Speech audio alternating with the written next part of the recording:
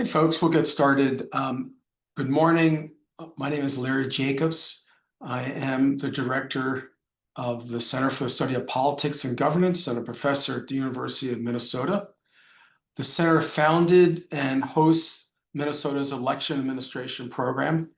And I want to heartily welcome you to the fourth annual Certificate in Election Administration Conference, which is entitled Election Policy in the Second Trump Administration. For those of you not familiar with CEA, which is short for Certificate in Election Administration, this is a pioneering online academic program that provides comprehensive training in election administration. Our mission is to expand professional expertise in the field of election administration and to prepare the next generation of election administrators. We welcome current election officials who are eager for professional development and eager to welcome learning opportunities, as well as those who are new to the field, who may not know much about election administration, but want to become part of the profession. The courses in CEA provide knowledge on best practices and help to develop critical skills in election administration. Many of the courses address some of the major questions facing election administrators today. CEA also hosts free educational programs like today's conference. They are programs that bring together both experts and practitioners in election administrators, as well as the general public and folks who may not be familiar with election administration. Before we begin today, I just want to welcome you to participate. This is an important part of our programming. You'll see at the bottom of the screen, there is a Q&A button. That's your opportunity. Click it, give your good questions. You'll also see that there is a transcript button just to the right there, and that's your opportunity to get a live transcript of the program. So feel free to take advantage of that. Again, I want to welcome you to the fourth annual Certificate in Election Administration Conference, Election Policy in the Second Trump Administration. And now I would like to introduce to you Judd Choate.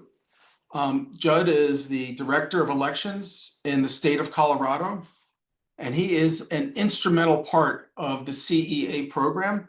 He's a faculty member. He also chairs the advisory board, and he organized today's program.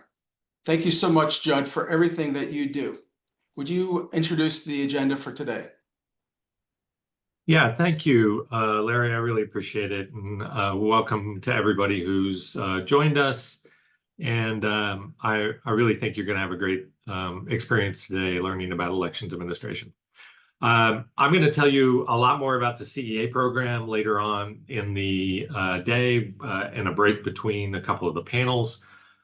So stay tuned for that. You'll learn about the classes we teach and when they're scheduled and how to sign up and all of that. If you're here watching this, chances are you're interested in elections administration and may benefit from taking one of those classes. I have to tell you the attendance to this conference is much greater than we've ever had for a conference like this, and I suspect that it's because of the topic. Usually we talk to elections administrators. Most of our webinars and past conferences, we knew that 50% or more of the people that were in attendance were people in elections. So today is a little bit different. We have a broader group of people who are joining us. I hope that you'll take the opportunity to learn what election administrators face, some of the challenges and different questions that we have to address and answer in the course of doing our jobs, trying to effectuate a democratic republic. Many of the questions that will come up and the conversation you have today centers on how we deal with changes, very quick and abrupt changes in the ways that we are supposed to do the things that are just typical daily work for an elections administrator. So there is a QA. Feel free to pose questions. I'm going to be curating the questions throughout the day and slipping them to our moderators so that they can ask them. We welcome your contribution and hope that you can participate as well as watch the panels. What you're going to see today, we have basically 3 different topics that we're covering. The first is the executive order. We're talking about the executive order 14248. This was issued by President Trump on March 25th and deals with a number of topics which are important to the work of elections administrators. So the first hour and a half or so will be dealing with that topic or the topics related to that executive order. Then we'll go into a different topic, one that is really important and present in elections administrators' days and work, and that is that the Department of Justice has been making a lot of data requests and sending many letters and demand letters to both states and to counties. They've even brought a case against a county and have threatened some other cases. So we're going to talk about what those data requests are, sort of create some historical context, and then discuss how elections administrators are dealing with those requests.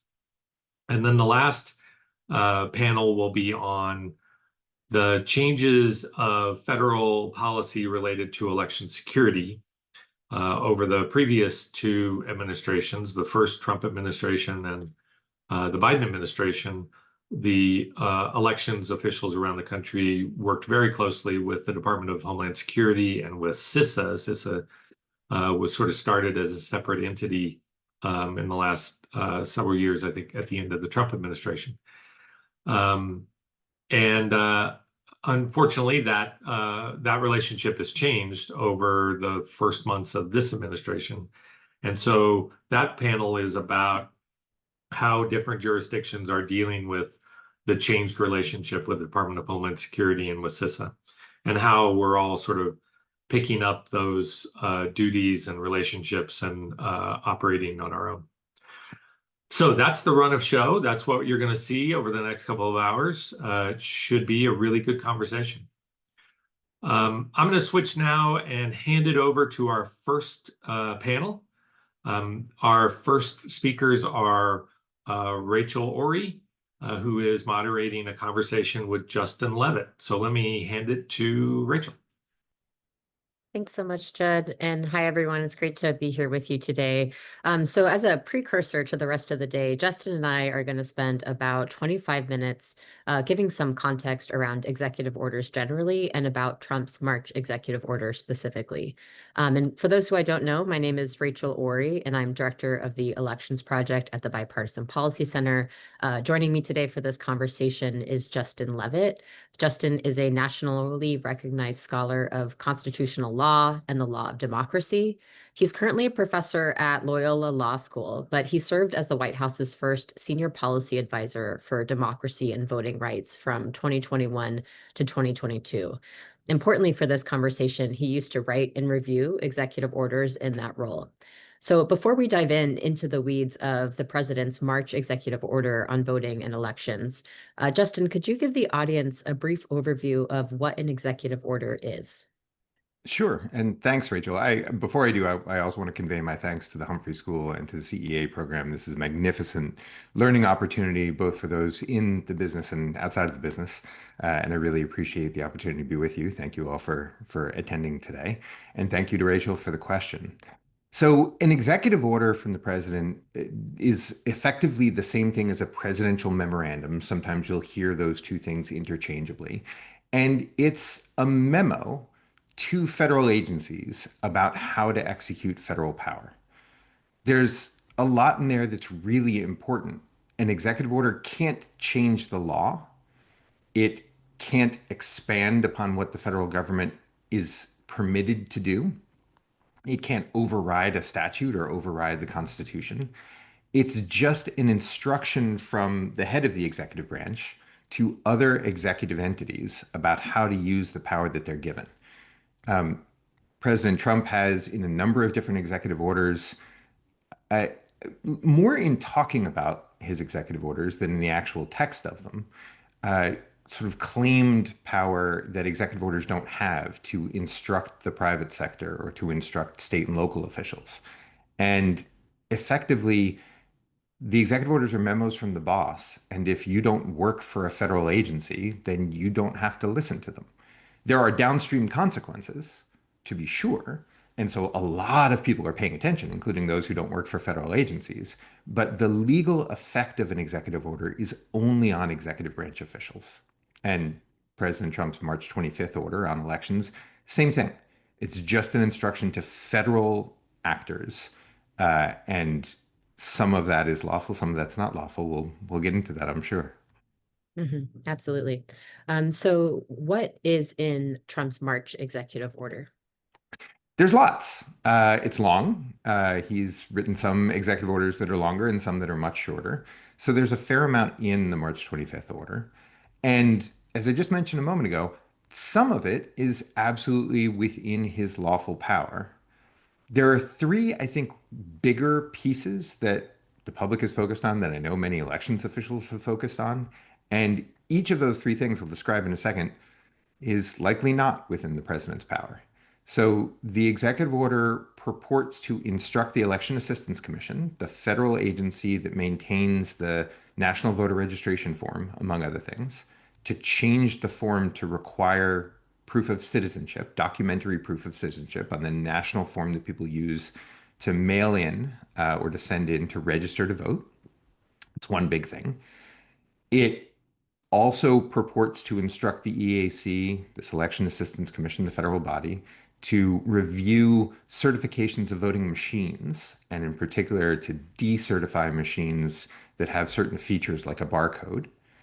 And it purports to interpret federal law, specifically the law saying that there is going to be an election day, to prohibit states from receiving mail ballots after election day.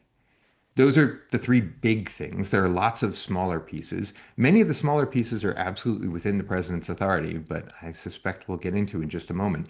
Each of those three big pieces isn't particularly, and some of it's already been blocked by courts. I expect it to stay blocked.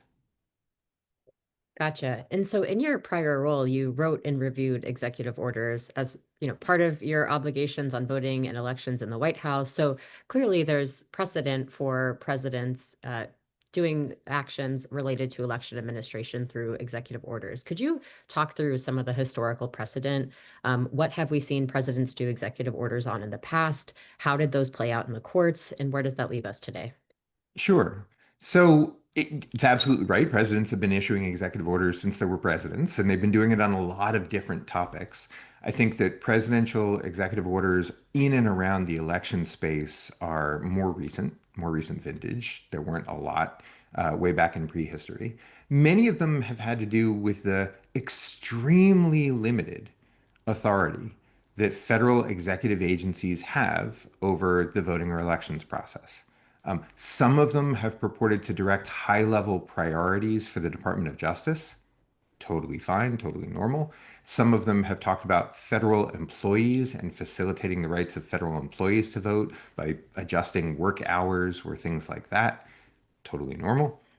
Some of them have communicated policy preferences. Totally normal. And in particular, the Biden administration put out an executive order. That one I didn't write. That one I had responsibility for administering, but it was there before I arrived. Directing federal agencies to look at their own authorities within federal law to do what they could to facilitate either voting and registration or information about voting and registration. But the key thing there is each agency has very different authorities. The National Voter Registration Act makes some agencies ask them to be ready when states call to sign up to be voter registration agencies, like motor vehicles offices are or like welfare offices are. Some of them have the capacity to distribute information about the voting process. For example, naturalization ceremonies often provide information about voter registration to brand new citizens, each of whom are eligible to vote when they show up. This executive order purports to direct steps in a different way that aren't within the president's capacity to order. And so it's a change from the executive orders of the past. And what is the status of litigation? I know there have been sort of months of different steps taken. Could you give us an update of where things are right now? Yeah, so because this executive order exceeded in some degrees, right? I want to emphasize there's some things that this executive order did that are in line, very much so, with that previous history and with the legal authority, including setting policy preferences, totally fine, including uh, setting high-level priorities for the Department of Justice, totally fine. But because this executive order went beyond the president's legal authority in several ways, lots of entities sued. Some private entities sued, some states sued in order to block portions of the executive order. Not every piece of the executive order is sort of legally actionable at this point. Some of it directs future steps that might or might not come into be. And so you can't really sue to enjoin something that might not happen yet, at least in federal court. But several pieces of the executive order are designed to be effective immediately. And those did prompt litigation. There are two different lawsuits. One of them, they both enjoined several parts of the executive order, including some of the parts around changing the voter registration form and some of the parts around receiving mail ballots after Election Day. Other parts of the order haven't been blocked yet, but I fully anticipate that sort of if the conditions come to pass, if agencies actually do the things in the executive order, then they will be blocked. There are two courts that are sort of on the case. The two courts have each issued a preliminary injunction. It's a requirement to stop what you're doing effectively, to stop executing certain portions of the executive order while the courts review the full case. It's a hold on for now, pause, while the courts review the full case. One of those orders was issued in, I believe, April. Another one was issued in June, and they're both in effect right at the moment. Mhm. And so you've mentioned that there are other consequences of some of the provisions of the executive order, even if those provisions are enjoined. Could you, one, explain what it means for something to be enjoined for the audience, and also walk through what else does it mean? If something that the executive order purports to do is held by courts, does it still matter for the public and election officials? Yeah, it does, both of those things. So enjoining is just a fancy word for blocking. It's when a federal court says, stop, don't do that. Or sometimes, stop, you have to do the following things when it orders action. And here, two federal courts have said for certain parts of the order, for the part around registration forms and proof of citizenship, and for the part around receiving mail ballots after Election Day, federal courts have said, stop. Federal agencies, to the extent that the president has told you to do X or Y, don't do X or Y until I decide the full case. Legal cases are slow. They can take a while. Sometimes they take years from start to finish. And so these are temporary. You can think of it as pressing the pause button. Courts have ordered the agencies that were receiving the president's direction to press the pause button for a moment while the full case is reviewed. So right now, there's a block against changing the voter registration form to provide documentary proof of citizenship and a block around uh, any attempt to enforce the notion in the executive order that ballots can't be received after Election Day. I'll say, with one exception, there's litigation around that last bit, around whether ballots can be received after Election Day. That's part of why courts said, executive agencies, hold on for now. Courts are working through this issue about whether ballots can be received after Election Day. Right now, in the Fifth Circuit, which is an appellate court range for Texas and Mississippi and Louisiana, there is litigation that prevents states where courts have held that you can't receive ballots after Election Day. that's being challenged in different appellate circuits around the country in different ways. Most of that litigation is still very much in progress. This is an issue that may get to the Supreme Court. But outside of Texas and Mississippi and Louisiana, particularly for the plaintiff states that have sued, for the states that brought the suit, courts have said nobody needs to listen to this executive order for now.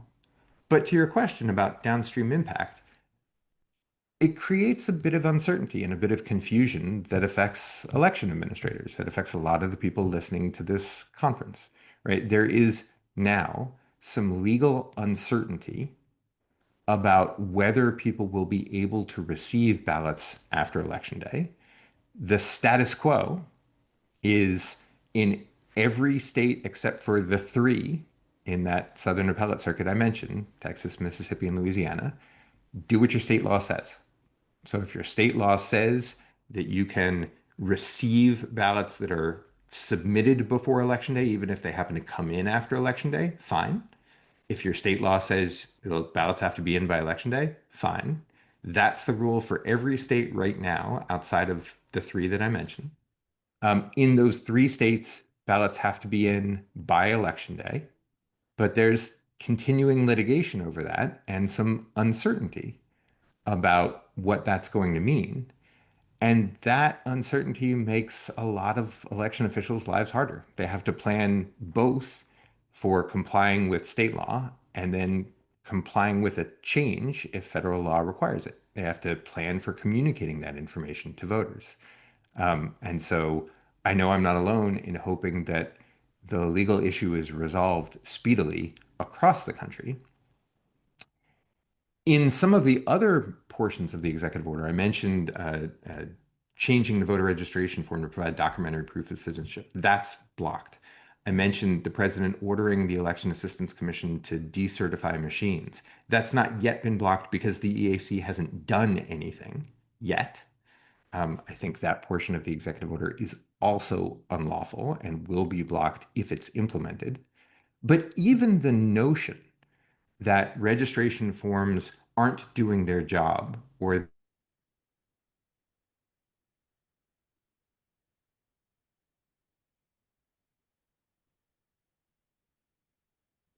feel some anxiety. It feeds some misinformation out there about the security of the system. It makes voters a bit uneasy. And all of that is not good for the environment of trying to administer an election that's free and fair for everyone who's eligible. Mhm. Yeah, the biggest concern I have going into next year is just this uncertainty and this prolonged sense of confusion on both election administrators and voters' plates. So, very briefly, before we talk a little bit more about the voting system provisions of the executive order, do you have any sense of when this litigation might be resolved? Do we expect it to be before the midterms, after, or is it just up to the whims of the courts? It's really up to the courts. The courts know they're on a clock. So I would say they're very conscious of the fact that the midterms are coming. But the people in robes have their own schedules, and they will resolve this litigation, I think, as efficiently as they can. Mhm. They're very conscious of the calendar, but they don't work for election administrators either. And so I know that they are not necessarily going to resolve these issues as quickly as election administrators would like. Right now, the status quo is that the big picture things in the executive order don't really affect election officials in the sense that they don't require any direct change now. The uncertainty is about really whether they will require change in the future. I think the answer is likely no.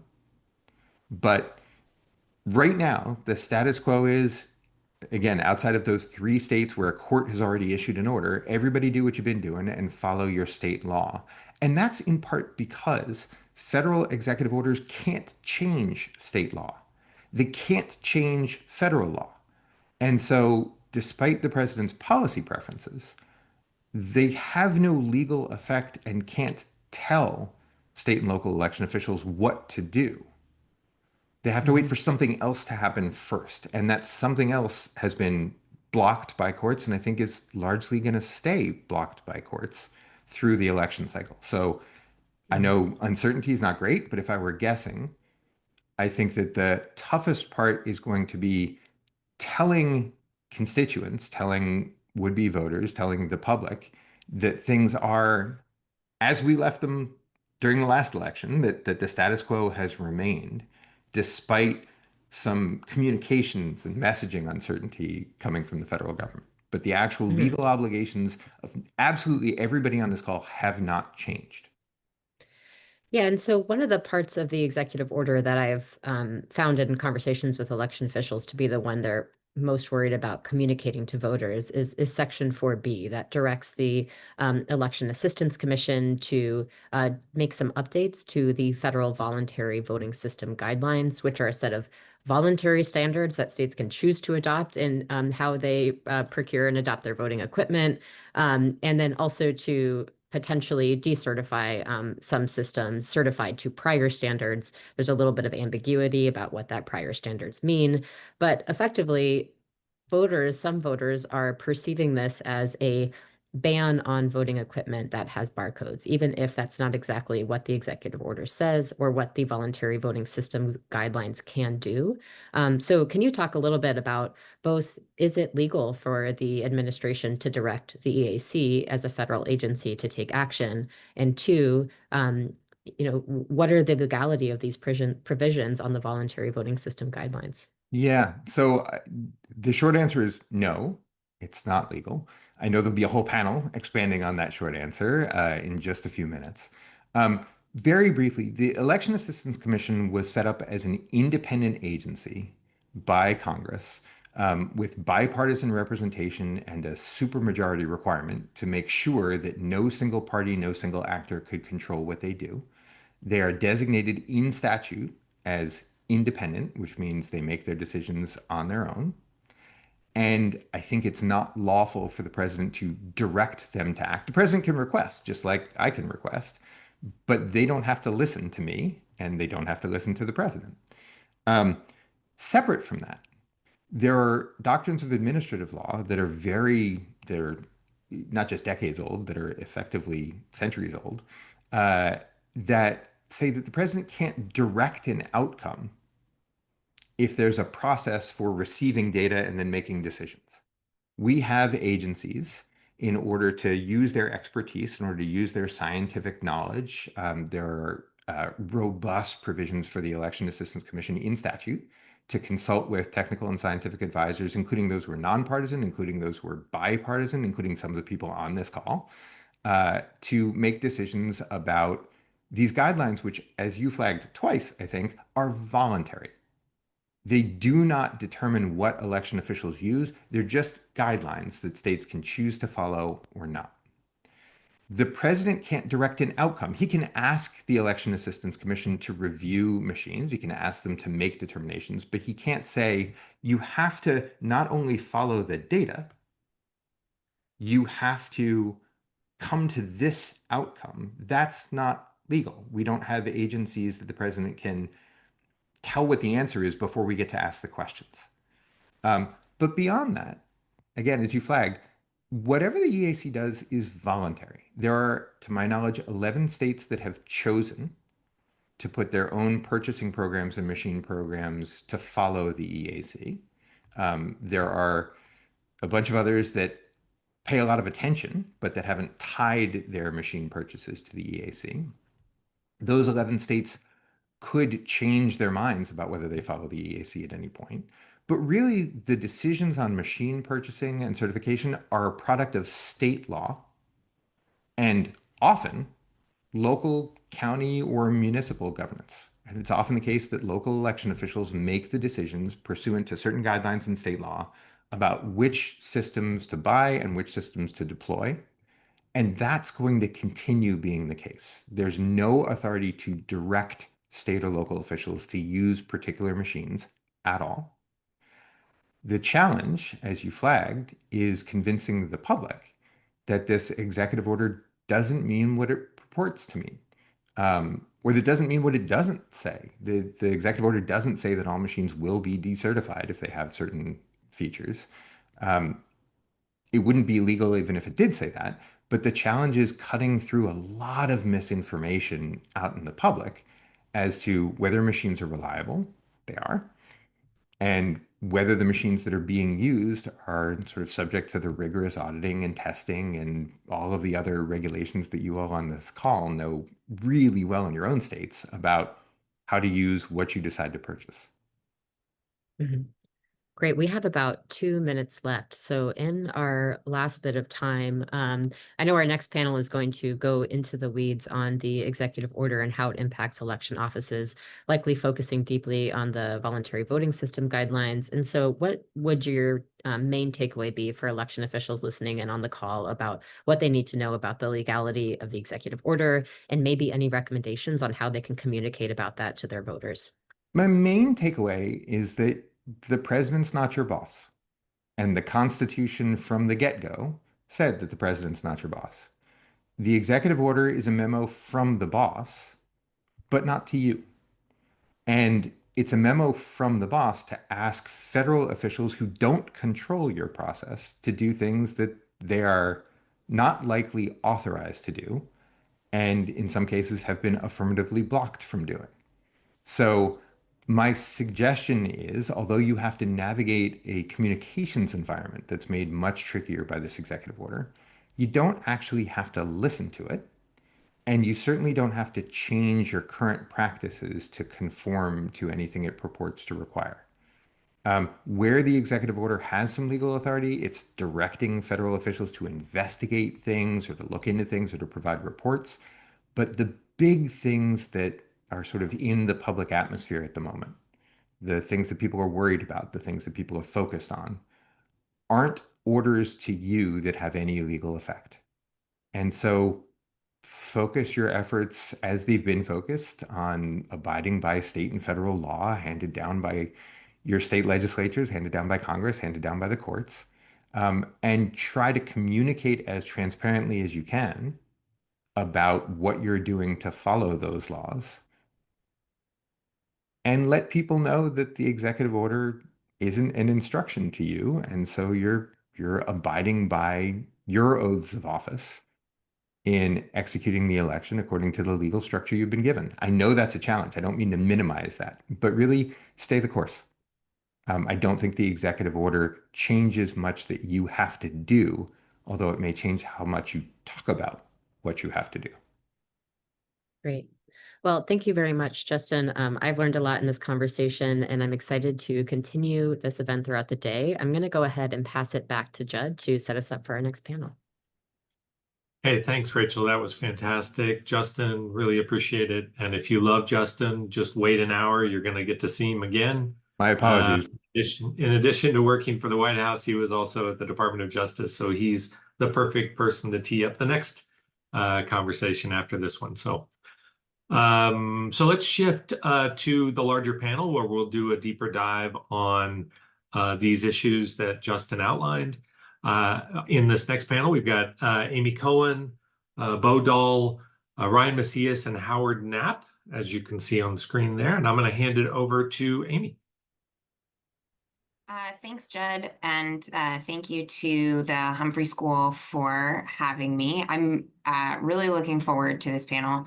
We don't have slides, so if we want to take that slide down, I think that would probably be helpful. Then at least I'd be able to, thank you. Then I'd be able to see everyone.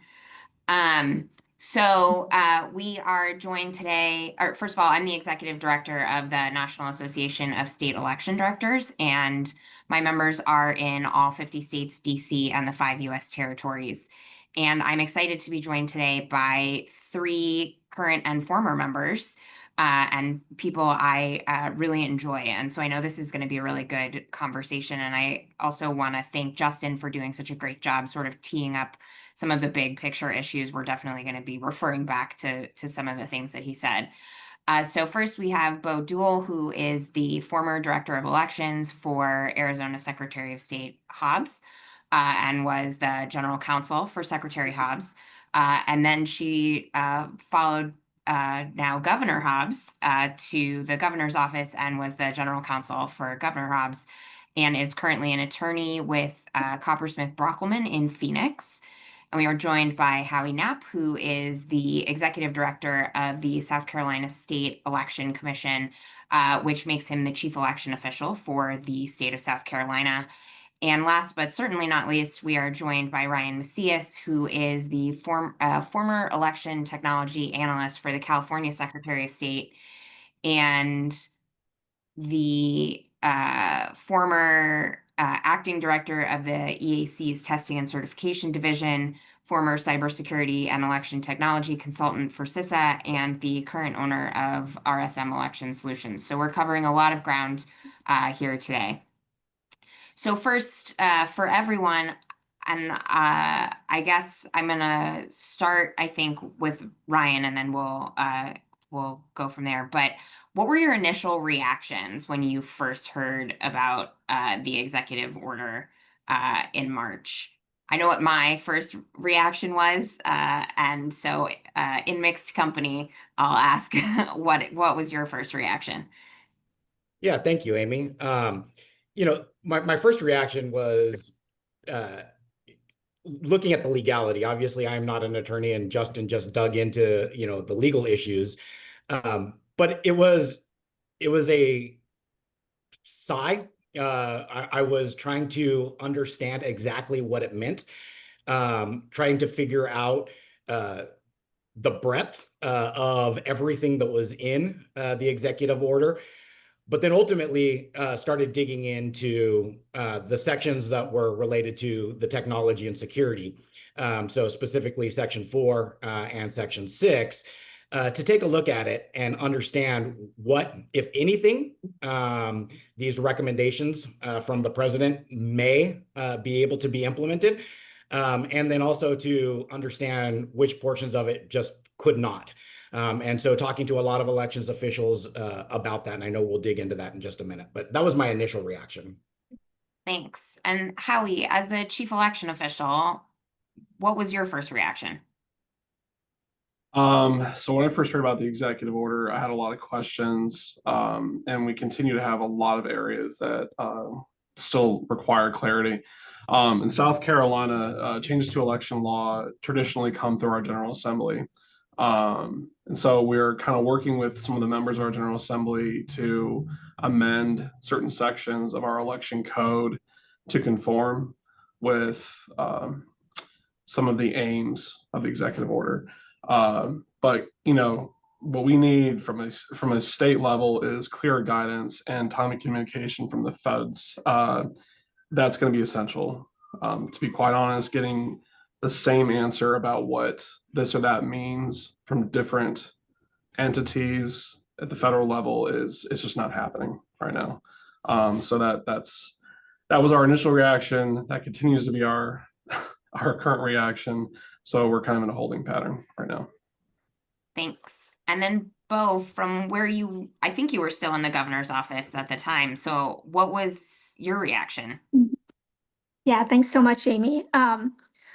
When I heard about the executive order, I was the general counsel in the governor's office at the time. And I think like most election and state officials that I knew at that time, I was very alarmed and very concerned. I had been, as you noted, the state elections director in Arizona during the 2020 election on January 6, 2021, when Arizona's electoral college votes were the first to be objected to in the joint session of Congress on baseless allegations of fraud. And then during the 2021 Cyber Ninja's sham audit of the election in Maricopa County, Arizona, that really did immense harm to voter trust in elections in Arizona, to say nothing of the heavy burden on election officials who were just trying to do their job and the threats and harassment that it brought on. So this executive order really brought on, for me, a little bit of PTSD, and it was really upsetting to see those debunked claims of fraud repeated in the executive order now, 4 or 5 years later, and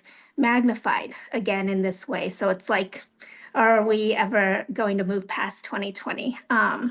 But after reading the EO more carefully, it became pretty apparent pretty quickly to me that, as Justin noted earlier, most of the significant all of the significant pieces of it were not within the president's authority to dictate, and that it would be swiftly challenged in court, and that a lot of it would never actually take effect. But those realizations, after digging deeper into the text of the order, those realizations really didn't lessen my concerns, my initial concerns, because even if no provision of this executive order ever takes effect, as a former election official, I can just see how it lays the groundwork for ongoing harm and foreshadows a really long and hard battle ahead of us against further election lies and efforts to subvert elections, battles against politically opportunistic undermining of sound election administration that election officials work hard to implement every day. So to me, it was just, if any of us had any hope that that we were out of the woods a little bit in terms of returning to some pre-2020 state of the election information ecosystem, this EO signaled really loud and clear that we are so not out of the woods. Yeah, I think that's definitely true. We continue to be very, very popular.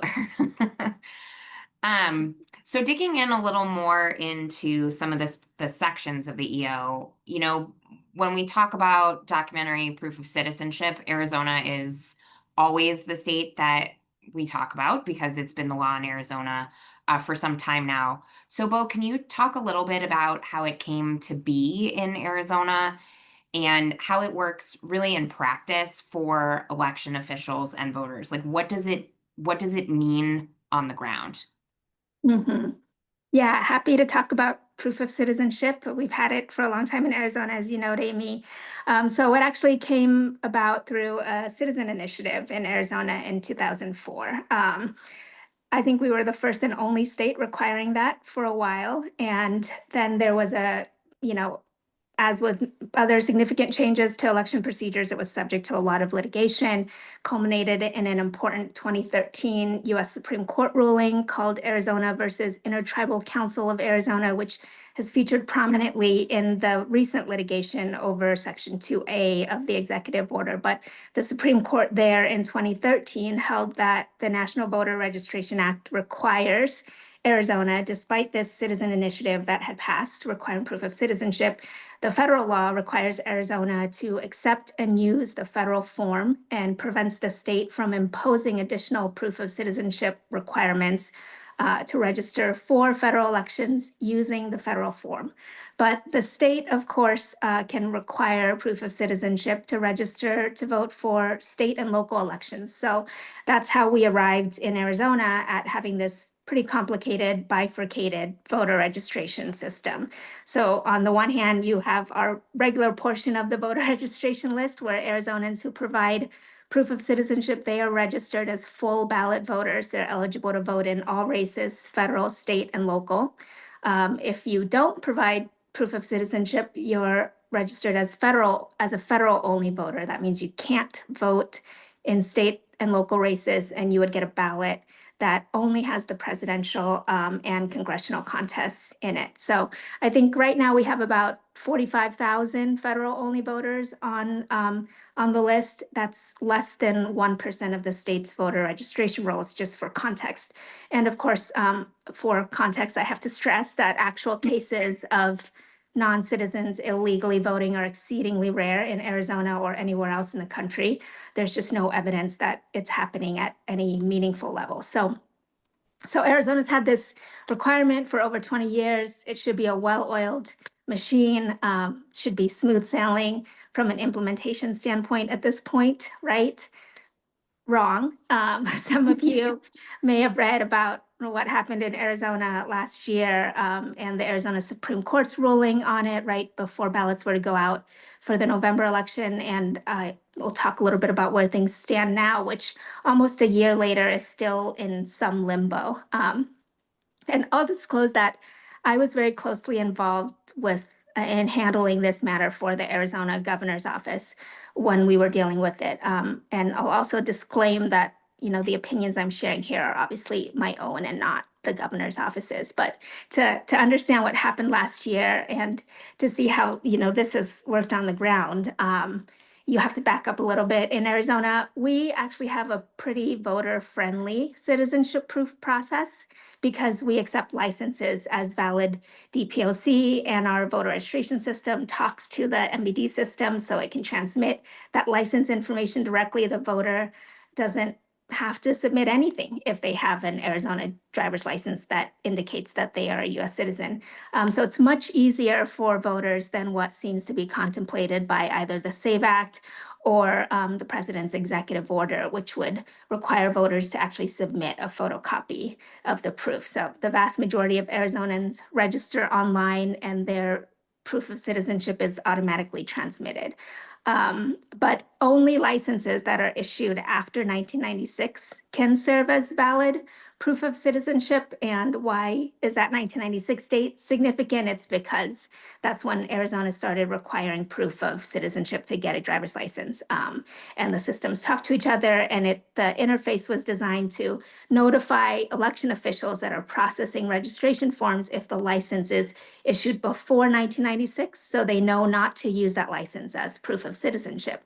The big problem that came to light last year was that for MVD purposes, if you had a pre-96 license, you get a duplicate or a renewal, the MVD system updates the issuance date to the new date. So it'll be a post-96 date because you got the renewal, even though under the registration law, that's not a valid proof of citizenship document.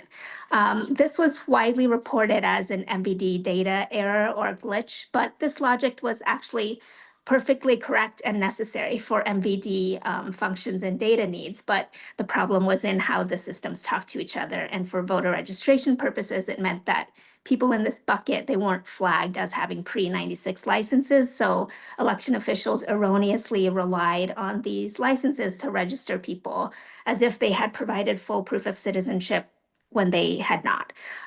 So when this problem was discovered last year, state officials were able to work pretty quickly together to implement a forward-looking fix to the computer interface, but we were left with the question of what to do with the approximately 200,000 registered voters that were affected by this, meaning they hadn't actually provided proof of citizenship, but they were registered as if they had. Arizona is a closely divided swing state. We've been in the news a lot for that reason in the last cycles. And 200,000 voters is a big number. It could impact the result in a lot of important races. So all sides agree that we needed an answer quickly, and that we needed to get a clear and quick ruling from the highest court in the state. We needed in time for election officials to be able to comply so that this issue can't be a basis for challenging election results after the election if you happen to not like the results. So the Maricopa County Recorder sued the Secretary of State on the issue, bringing a case directly in the Arizona Supreme Court. The Supreme Court thankfully ruled quickly and said that county officials could not require the impacted voters to provide proof of citizenship to vote in the November election, but didn't give guidance on what needed to happen after the November election. So the predominant assumption last fall when this issue first arose was that after what do we do before the November election? It's too close. But after the November election, election officials could give the affected voters proper notice, give them a chance to respond and provide the necessary proof of citizenship. And if they don't, then move them to federal only because that's what they should have been registered as in the first place. But some counties, because of a number of different reasons, which we don't have time to go into, they took the position that if the voters didn't respond and provide proof of citizenship, you have to cancel them altogether, like not just downgrade their records, but remove them from the voter rolls altogether. Earlier this summer, the Secretary of State asked for an AG opinion to try to get some clarity and uniformity on this. And the AG recently, just a couple weeks ago, issued her opinion, which actually threw a third interpretation into the mix. The AG determined that the counties don't have authority under state law to do anything to these records. They have to stay as full ballot voters, even though they were registered as full ballot voters erroneously in the first instance. And AG opinions in Arizona are not binding on public officials. So I anticipate there will be some county recorders who control voter registration directly, who don't agree with this opinion and who choose not to follow it. So the state will be stuck in a circumstance where we have voters being treated differently, these 200,000 voters, depending on which county they reside in, and necessitating further court intervention. So Arizona's experience, and especially what we went through last year, I think is just a cautionary tale for states considering similar laws, and really for the whole country if Section 2A of the executive order were to ever take effect. For states looking to implement citizenship proof requirements, you should expect to spend just a lot of time and money to make the system work well. And even then, there will inevitably be issues long down the road. So you have to modify voter registration forms and processes and systems and voter registration systems. You have to educate voters on these new requirements. You have to retrain election officials on processing voter registration forms. And you also have to acknowledge that some otherwise eligible voters are going to be prevented from registering and voting as a result of this requirement. So I think, the lesson from Arizona is that implementing a proof of citizenship requirement is a massive undertaking. And there are significant and messy complications that can emerge even decades after the requirement takes effect. And states really need to weigh that against the reality that the problem that this is intended to solve, the problem of non-citizens voting illegally, that problem is virtually non-existent, and one that is addressed through other procedural protections that are already in place throughout the election process and through very serious criminal penalties that already attach to this conduct that's already in the law. So that is my proof of citizenship crash course from the great state of Arizona. It's helpful, and it's especially helpful to think about some of the long tails of policy changes, right? It's not just when you first implement it, things come up down the road. And that's with any policy, but it's helpful, I think, for everyone to hear the Arizona experience here. Turning to this section of the EO that has monopolized a lot of my brain space, which is Section 4B. Ryan, nearly all of the voting equipment in the US is certified to the Voluntary Voting System Guidelines, VVSG 1.0, which was adopted in 2005. And the VVSG 2.0 was adopted by the EAC in February of 2021, and they just certified the first 2.0 system in July. So that's another sort of long tail on that implementation. But can you talk a little bit through the process of developing new guidelines as laid out in the Help America Vote Act, and how, if at all, does the EO diverge from that process? Few know the process the way Ryan knows the process, so we're in the presence of an expert here. Yeah, thank you, Amy. As you alluded to, the Help America Vote Act, and so the Congress actually laid out the process for adopting voluntary voting system guidelines, as well as modifications to any existing version. This is set forth in Section 222 of the Help America Vote Act. And so ultimately, the process begins with the Independent Advisory Board, which is called the Technical Guidelines Development Committee. They have to make a recommendation to make a modification or adopt a modification or a new version. Section 222 specifically states that the executive director of the commission shall take into consideration the recommendation provided by the TGDC, or the Technical Guidelines Development Committee. Once this takes place, then it has to go through the other boards. So the EAC, under the Help America Vote Act, has 3 independent advisory boards. These are they're what we call a Federal Advisory Committee Act board. And their role is to advise the EAC on different things.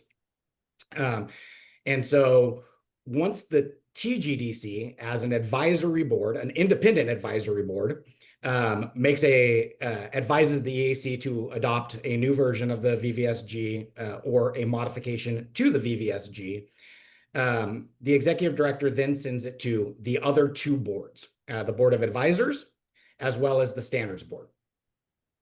These boards have the opportunity to review the current version, to make additional recommendations, to vote on the recommendations, and to advise potentially for additional changes or modifications. Once the two boards make those recommendations and vote on it, then the EAC has to publish for public comment. So not just from their 3 advisory boards, but also for public comment as well. This is required to be a public comment for 90 days. And the Help America Vote Act, Section 222, says that it can start at the same time as the boards are reviewing it. So it would be 90 days in totality. But then ultimately, the final step is the commissioners must vote on it. And so they are supposed to take into consideration the recommendations. So if the board say that they don't like the recommendation that the TGDC made, or they want to see additional changes or modifications, the executive director is supposed to take into consideration, make updates, make changes, and then ultimately it takes a vote by 3 of the commissioners to adopt a new version. So then to the point about how does this diverge? Well, this diverges because the EO is a recommendation by the president for the EAC to just make modifications, not to go through the Help America Vote Act process that the Congress has laid out. Rather, it is the president making a recommendation that the EAC just make the change. And so it diverges from, again, the process that the Help America Vote Act laid out. It diverges from what the Congress has set forth. And ultimately, it bypasses these advisory boards whose role under the Federal Advisory Committee Act is to act independently and advise the EAC on whether or not they should make changes in the first place. And so the Technical Guidelines Development Committee, again, as an independent body, needs to first make a determination as to whether or not they want to recommend a modification to comply with the EO. Otherwise, the process can't be set forth. And how is it playing out so far, right? Like what has been going on so far with the update process? So currently, the Technical Guidelines Development Committee is meeting to make that determination as to whether or not to recommend these changes along with the executive order. And I should also back up and state that there's also multiple policies that the EAC has adopted over time that impact what can go into a modification and what can be updated or changed throughout or inside the VVSG. But currently, the TGDC is meeting to make a determination as to whether or not they should recommend the changes in the EO, whether or not they want modifications to be made to the VVSG 2.0 in the first place, and to adopt either a version 2.1, which would be minor modifications, or whether they want to make significant changes and create a new version, which would be the VVSG 3.0. But secondarily is the EAC went forth and decided to go ahead and draft a version 2.1 on its own to bring forward to the TGDC to basically ask it to review instead of first coming to the TGDC to make the recommendation, as has been done in past precedent. Got it. Thank you. And, one of the other, I think, very important pieces of Section 4B is about the decertification of voting equipment. Can you explain at a high level the current decertification process that's laid out in the VVSG manuals, and I think provide some important historical context about whether or not voting equipment has ever been decertified under this process? Yeah, so you referenced the manuals. So I'll go ahead and start there. I'm going to actually back up a little bit before I get into the decertification process. So as I was stating, the EAC has policies that they have adopted throughout the process to meet HAVA Section 231, which requires the EAC to, I'm going to quote it, provide for testing, certification, decertification, and recertification of voting systems. And so, you know, the Help America Vote Act tells them that this is their responsibility. This is one of their roles and duties under the Help America Vote Act. So in order to provide for that testing and certification, decertification, recertification, the EAC has adopted a policy, which they call the Voting System Testing and Certification Manual. The manual lays out a lot of different things. It is actually what lays out that the VVSG will be the requirements by which a voting system will get certified. There's nothing in the Help America Vote Act that actually says the VVSG is a set of standards for certification. As a matter of fact, Section 301 is called the Voting System Standards. So those are the only standards that are set forth in the Help America Vote Act. It is this policy that the EAC has adopted through the Voting System Testing and Certification Manual that provides for the testing and certification and says that the VVSG will be the requirements by which we will test and certify against. But also, in Section 7 specifically, it lays out a very in-depth process for decertification. Again, this is the policy that the EAC has adopted to meet the requirement to provide for decertification. And it's, like I said, it's a very lengthy process. I'm going to hit it at a very high level, but basically it starts with what we call an informal inquiry. Someone has to say, we believe that a system should be decertified because it does not meet the requirements by which it was tested and certified against. So as you had mentioned, Amy, right now, all except one system has been certified against VVSG 1.0. Therefore, someone would have to provide an informal inquiry that they believe that the system does not meet the VVSG 1.0. That is not what the EO says. And I'll get to that in a minute. But if the EAC determines that they are going to take this inquiry, they can start what they call a formal investigation. And so this is for the staff to look into it and say, do we believe that there is a non-compliance? Do we believe that a system is not compliant with VVSG 1.0 in the example that I'm giving? And then the next step is, if they believe that it is not in compliance, they shall send a notice to the voting system vendor, or what they call a manufacturer, to tell the manufacturer that their system is not in compliance. There also must be a formal written decision on the decertification after the vendor has been notified and the vendor has had an opportunity to be able to respond and or cure the non-compliance. The next step would be that the manufacturer takes that opportunity to go ahead and cure. So they would write saying, we can cure it. This is what we're going to do. And then the EAC would write a written decision on decertification. If they do not move forward and cure, then there is a formal decision on the decertification. After a formal decision on decertification is actually issued, the vendor then has an opportunity to appeal that decision.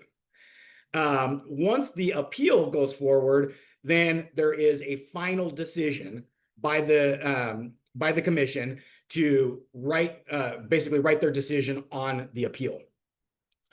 So unless the EAC adopts a new policy, it can't actually fulfill Section 4B of the executive order, because the EO asked the commission to decertify systems that are certified against VVSG 1.0 for not being compliant with VVSG 2.0 and additional requirements that the president has requested in the EO, which have never been incorporated into any set of requirements. So the EAC policy doesn't allow for decertification for what the president has suggested, nor could the EAC, even if the EAC went ahead and modified its policy by a vote by 3 commissioners or unanimously to change its policies, it doesn't even have a new set of requirements that include the president's suggestions for it to be able to claim noncompliance against. And then I think the second question you had asked was, has the decertification process ever taken place? Or how many systems have been decertified? And the answer is 0. So the EAC has never decertified a system. The process has been initiated. And so that long set of steps that I kind of went through, that process has started. They've initiated decertification. They've conducted formal investigations. They've even submitted notice of noncompliance. However, through the curing process, the vendors have made the modifications that were necessary. And interestingly enough, because it's an actual modification, they end up creating a new system. And so with a new version number, which then goes back through the testing and certification process. And at that same time, the vendors who have had this issue occur decided to request a formal or to withdraw their certification of the system that is not compliant before a decertification was ever issued. So they made the cure, submitted a new system, and then formally withdrew the certification voluntarily, saying, I don't want this other system to be decertified. Rather, I will withdraw it because I created a new system that cures the issues that you are looking at. Thank you. I know Ryan and I could probably talk about just Section 4B for the next 3 hours. But I want to make sure that we are sort of covering a lot of this. And Howie, we haven't forgotten about you. There's been a lot of coverage of the communications from DOJ to states, and I know there's a whole panel on it later. And not all of it is under the EO, but some of it has either referenced the EO or been sort of part of the EO. And so in your experience, is it common for DOJ to communicate with state election offices, and what kinds of things would they normally be reaching out about? And what, if anything, makes the sort of outreach that we're seeing now different? Sure. So we've never had a request like this from the DOJ in recent history, I should say. It's not unusual for the Department of Justice to communicate with states, their chief election officials, on various things. It's usually related to federal enforcement of federal election and voting laws. It's usually involving local election offices, county election offices complying with federal law. So a good example of this would be making sure our polling places in South Carolina are ADA accessible, which is a challenge that has been going on probably since the ADA was passed. But that's the kind of communication we've typically received from the DOJ, and that communication would be directly to the local county election office, and we're CC'd on it. But that's really the full extent of what we've seen recently. Bo, in your experience in Arizona, when you were both the election director and when you were the general counsel, were you in receipt of communication from DOJ sort of similar to what Howie was talking about, or did you guys see anything that was different from that? I'll just say what we're seeing right now was not common in my time as the state elections director. As Howie alluded to, the correspondence we would get from DOJ were more targeted towards specific issues and specific enforcement efforts, and less appearing as a sort of fishing expedition and asking for, broad swaths of data for information that's otherwise protected under both federal law and state law. So I would just say at a high level, this is uncommon. It's helpful. That is one of the most common questions I'm getting from the press is what kinds of things have states heard from DOJ about in the past? So Howie, I have another question for you. You know, they talked about it a little bit on in the previous panel, but Section 7 of the EO would prohibit ballots that are postmarked on or before Election Day from being tabulated if they were received after Election Day. And so what would the effect of that be in South Carolina?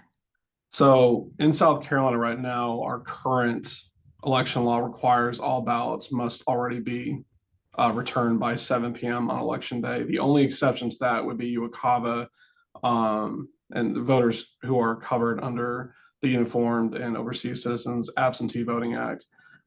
Those voters can, their ballots can be accepted after Election Day if that ballot is received no longer than the day the election is certified.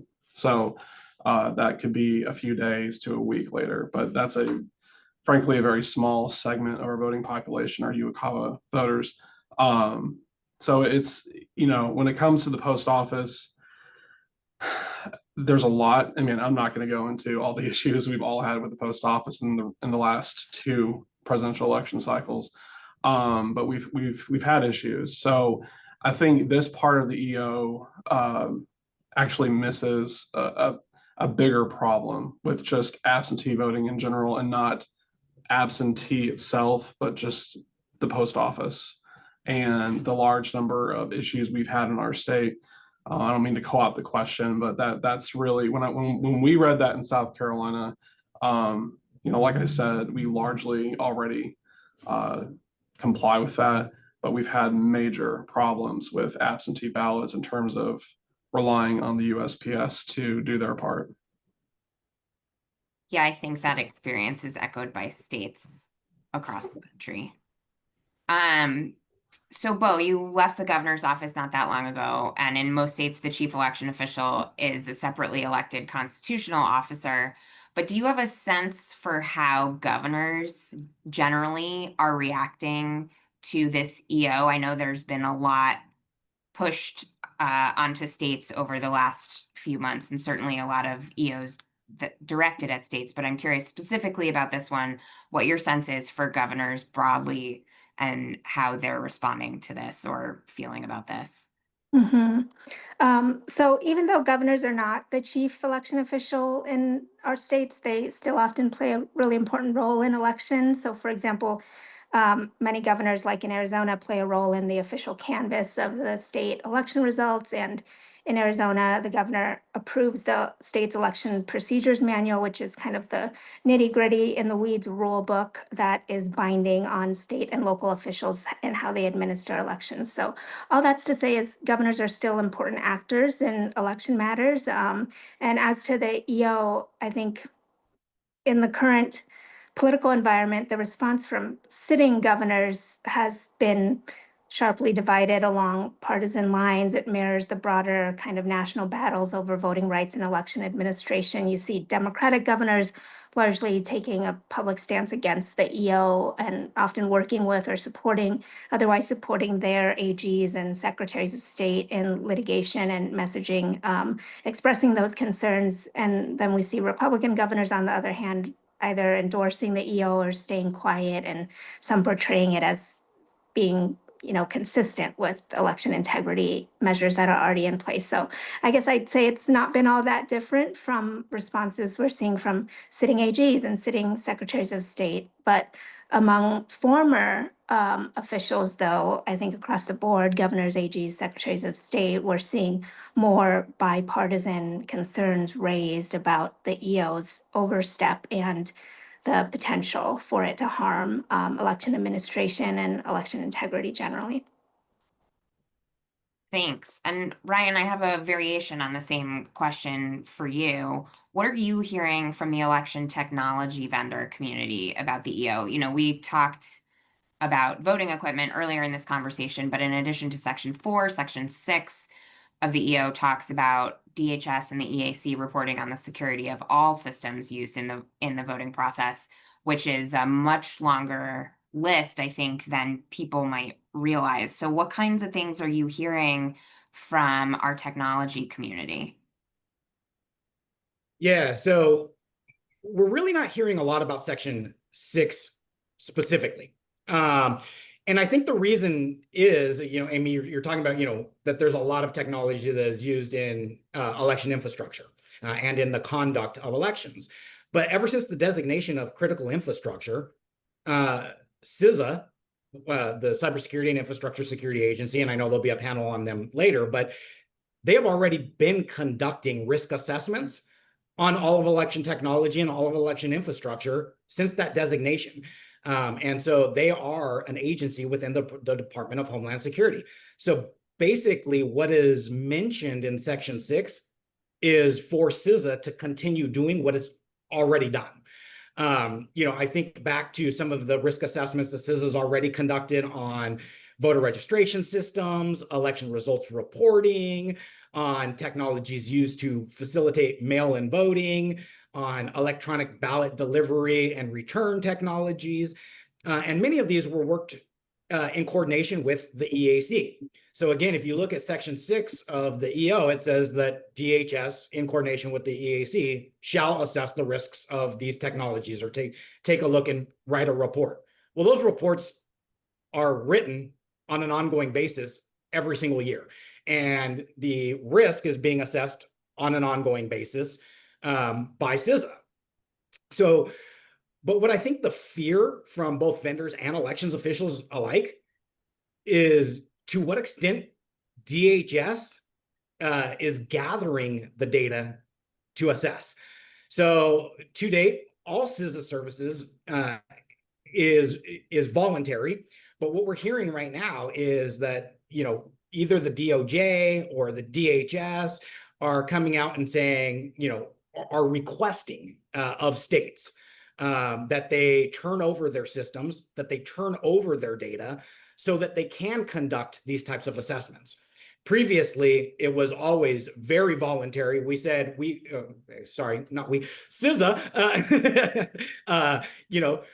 would talk to the vendors, would talk to localities, would talk to elections officials alike, and say, as an organization, CISA can provide these services. And these are the services that CISA gives to all critical infrastructure. But elections officials, if you would like to partake in it, you can voluntarily sign up. So there is a concern that the EO may try to direct the Department of Homeland Security and or the EAC to kind of remove that voluntary aspect and tell them to go in and start assessing these systems as we're, like I said, as we're seeing occur right now. The additional issue that we're hearing from both elections officials and vendors is the concern that CISA no longer has any expertise on these systems. With the elimination of the election security mission and the firing or pushing out of all of its staff, all of its consultants who have worked in election infrastructure security, many elections officials and vendors are concerned how accurate, how reputable any future assessments may be. And so the fear, basically, this is the fear that I'm hearing from both vendors and elections officials is what expertise do they have to assess the data? What is any report going to look like that comes out of the data that they are assessing? And then are they going to try to force themselves into our election infrastructure rather than having it be voluntary as it's always been? Thanks. I think that's a really good sort of holistic look at it. And it's worth noting for people watching that the relationship between election officials and CISA and its predecessor agency, NPPD, was not always as close as it became, right? When elections were first designated critical infrastructure in January of 2017, it was a much more fraught relationship, and there was a lot of discussion of it, growing into an arranged marriage, and then perhaps a marriage based on appreciation. And so that did take a long time to get there. And so a big part of getting to that growing appreciation on both sides was the voluntary nature of the relationship, because states administer elections. Howie, what are you hearing from your peers and your local election officials about VEO, and especially voters? Are you hearing anything from voters? I will say I'm hearing from my mom a lot of questions, and so one can only imagine what election officials are hearing directly. Yeah, so for my peers, especially in the southern region of the United States, we're all kind of in a holding pattern right now. This is, I mean, let's just be honest, this is a very hotly political issue, especially for Republican states. So we're all just kind of waiting to see what happens. Luckily, a lot of this is in the hands of the courts. So I can tell you from my state's perspective, the elected leaders of my state I'm not really getting feedback from them right now. I think they're also just kind of waiting to see what the courts hold. And like I said before, there are some aspects of the executive order that I think some legislative leaders would like to see made into law. And I'll just give one example, which is, in South Carolina, when you register to vote, you have to affirm that you're a citizen, but there's no requirement that a person prove they are a citizen. So there's some interest in making that proof of citizenship upon registration, that requirement. And I'm not saying that will become law. I'm just saying that there's conversations of that happening. In terms of voters, when the executive order first came out, we got a handful of communications from constituents about, really just asking us, what does this mean for us? And unfortunately, we have to say, we don't know. We're still trying to figure that out. So kind of what I said before, no matter who I'm talking to outside of the state, whether it's my peers or just nobody seems to have a straight answer of what's going on. And that's the most frustrating part for me, is the lack of communication and direction and clarity throughout the entire process. Aside from the policy standpoint, aside from the legality, just the clarity of what's going on I think is what's needed the most. But I'm keeping, my governor, my attorney general, my legislative leadership apprised. I sent a very brief high-level memo to them saying, hey, here's the executive order. Here's how it might conflict with our state laws. Do with it what you will, because frankly, it's in the hands. If we want to completely conform our laws to the executive order, which I'm not saying we do, these are the changes that would have to be made. So I'm just keeping the decision makers apprised of what is going on. I've been saying since I was appointed, it's my job as an executive branch official to carry out the law, not to make the law. And it's the court's job to interpret that law. So I'm sitting and waiting, which is what we do best in the executive branch.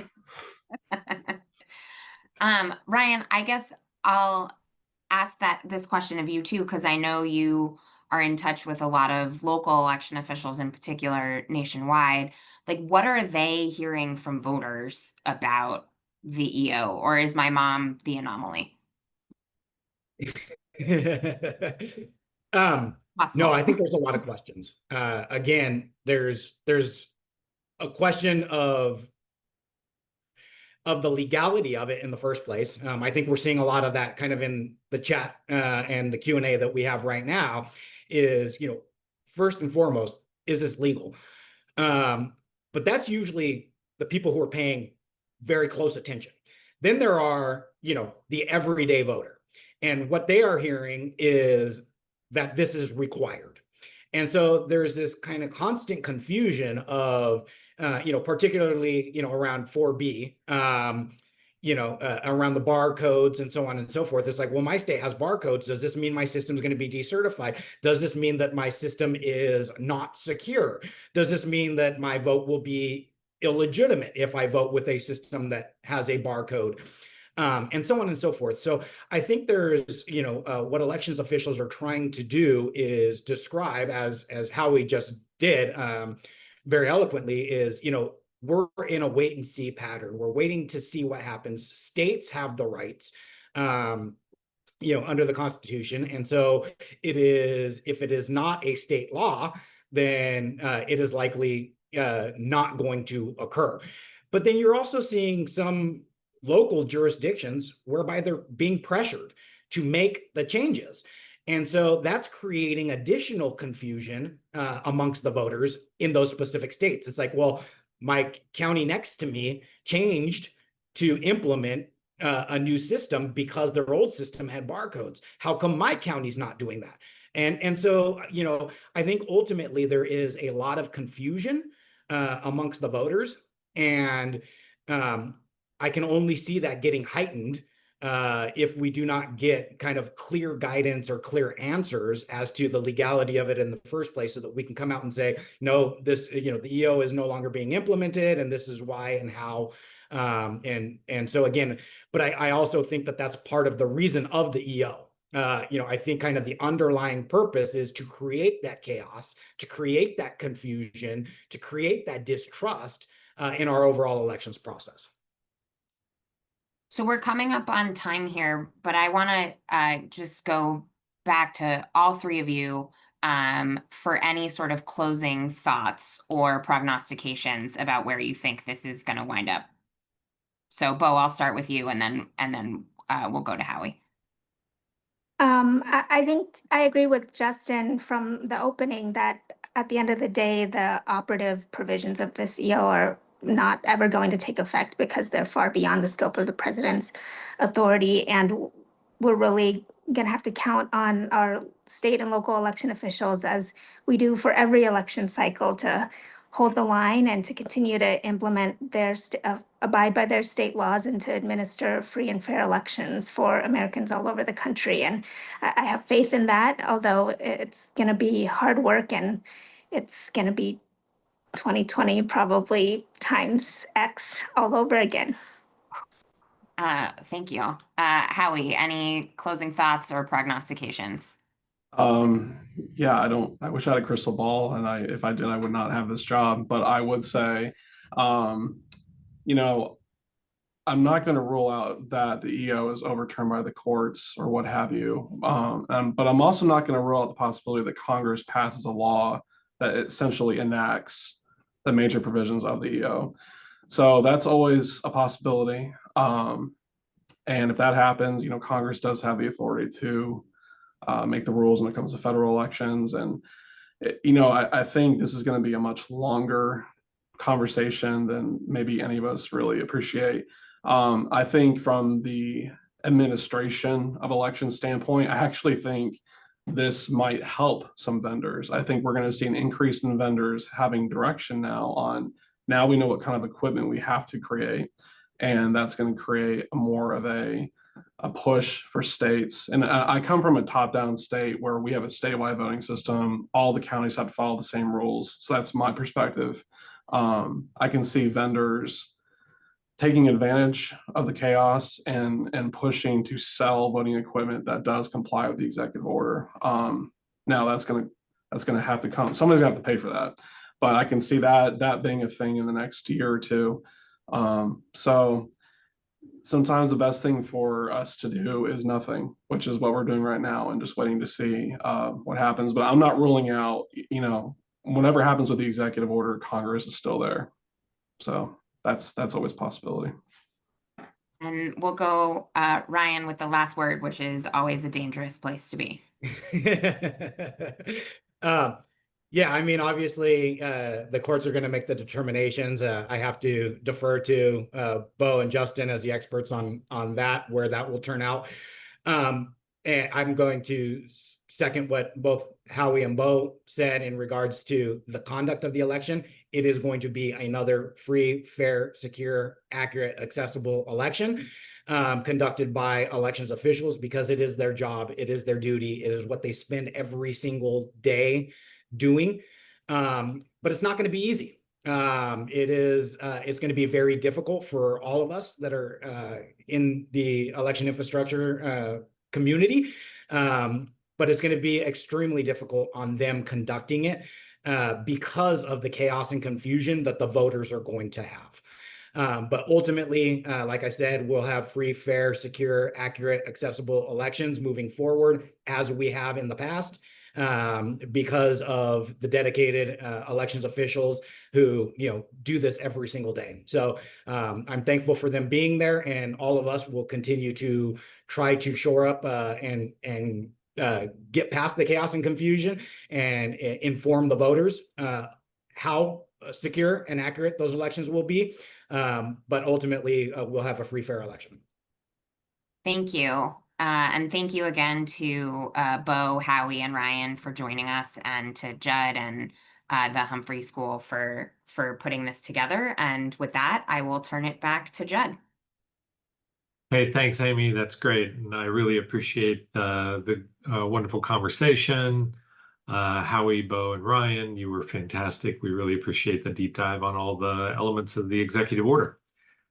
I'm going to spend a minute here talking about the CEA program. So you'll see on your screen a little description of what the Certificate in Elections Administration program is like at the University of Minnesota. These are classes that you can take to become much more sophisticated in the way that elections administration works. They are offered online at your convenience. They're accessible 24 hours a day. They are essentially undergraduate and graduate level classes taught at the University of Minnesota by myself and others who you'll meet later on in the program. So they're, a wonderful opportunity for you to better understand how elections work. And we have sort of a panoply of different classes which address different, important functions of elections administration. They are, the program has been around now for about a dozen years. We have hundreds of people who have been through and taken our classes and gone through certification. And many of them are in important positions in elections administration countries. So if you were thinking, hey, I'd like to become an elections administrator, or I'd like to better understand what elections administration is like, this is a great way for you to do that. So let me tell you a little bit about it. First, here is a great way for you to learn more.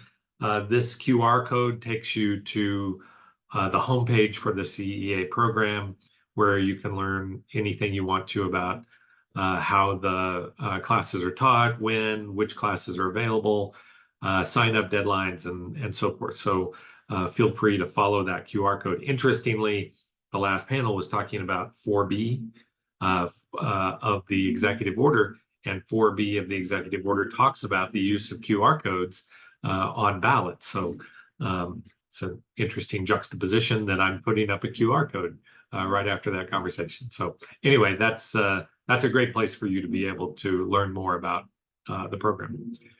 There are a couple of different ways that you can take a class. You can take an individual class. Let's say you just really want to learn about election law. Well, you can take my class in the spring. There are any number of classes that you could just take just because you want to know about that particular topic. But you can also sign up for the full certification. This is really helpful for people who want to get into the profession, or they're already elections professionals and they're hoping to either move up the ladder in their office or transfer their skills to another office, or they just want to be better at their job. So that's a way by going through the full CEA and getting a certificate that they can do that, or they can just take individual classes. So it's kind of up to you as to how you want to experience the CEA program. The classes that are currently being offered, we have 2 classes that are that just started on Tuesday. So it's Thursday, and these classes started on Tuesday. So they just started now and are still open for you to apply to take. The first one is Neal Kelley's Survey of Elections Administration. And then the second one is Jennifer Morrell's half-semester course on physical security and elections. Neal Kelley is the former Registrar of Voters for Orange County. He was there for almost 20 years, I think. And if you were going to have one person teach an elections 101 class, you couldn't do better than Neal Kelley. He's going to do a fantastic job. And then Jennifer Morrell, who is a national expert on election security and the co-founder of the Elections Group, which works around the country to help secure U.S. elections. So 2 fantastic instructors. You're going to hear from both of them coming up. Neal's going to moderate a panel on the next topic. And then Jennifer Morrell is going to talk about election security in the last panel of the day. So you're going to hear from both of them, and you can say, wow, they're fantastic. I'd love to take a class from them. So you'll get that option here shortly. Coming up this fall, we have the second half of the semester. Gina Roberts from the Arizona Citizens Clean Elections Commission is teaching a class on voter participation. And then very apropos to the conference today, Stephen Richer from Harvard is teaching topics in public affairs, election policy in the second Trump administration. I'm sure he's going to be taking the high points from today and incorporating it into his 7-week course, which also starts in October. I just note that Stephen was the county clerk in Maricopa County for the last 4 years. So Maricopa County was sort of the center of the storm for many of the election denier, election fraud claims over the past decade. And Stephen really got to experience those. So I think he'll bring a really unique perspective to that conversation.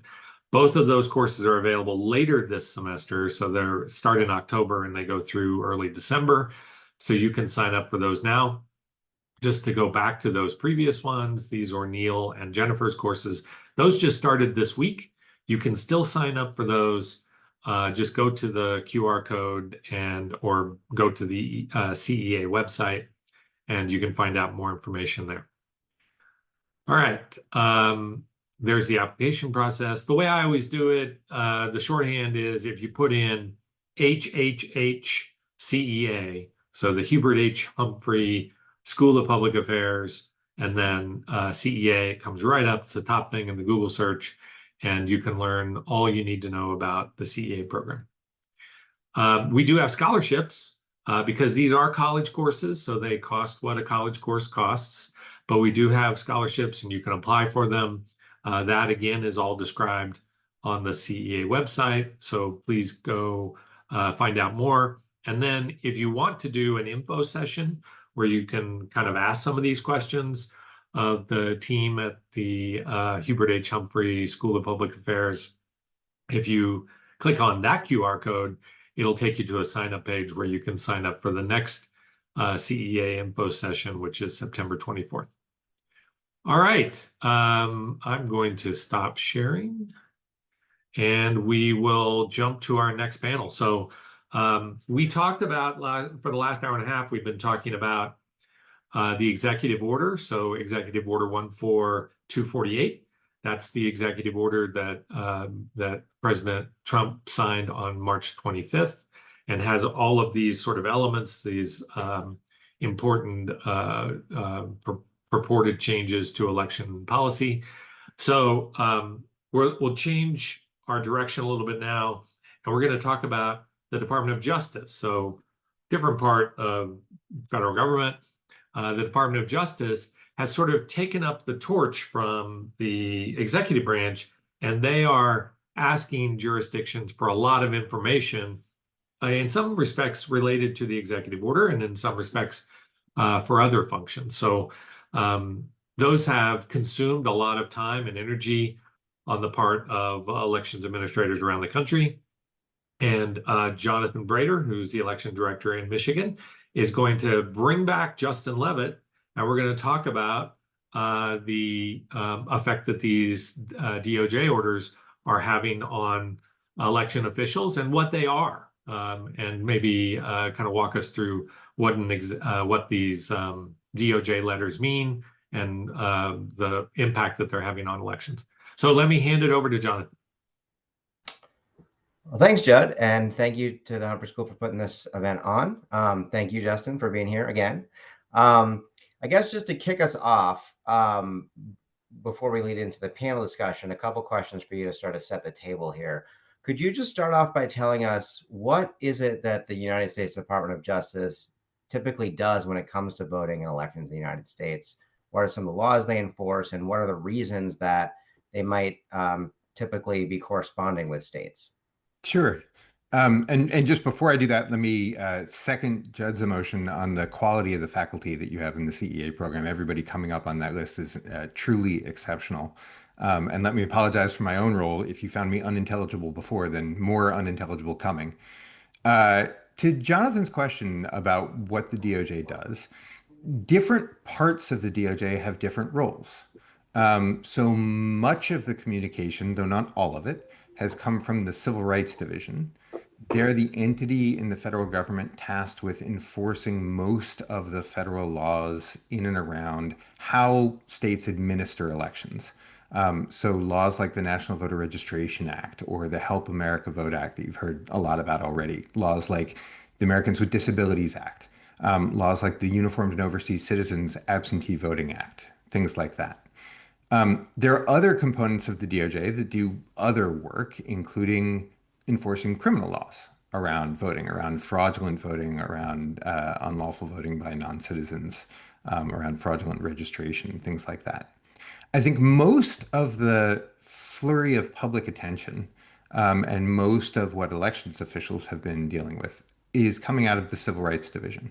To my knowledge, that's where most of the letters that have received publicity, that's sort of the trigger for this conversation, have been.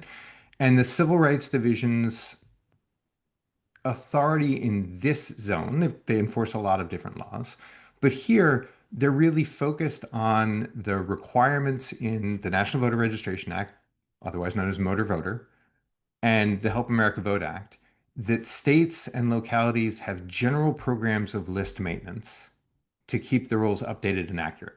And the Department of Justice is at least purporting to tie their investigations, tie the materials they've requested in these letters to that enforcement capacity to make sure that states have general programs of list maintenance that are keeping the rules up to date.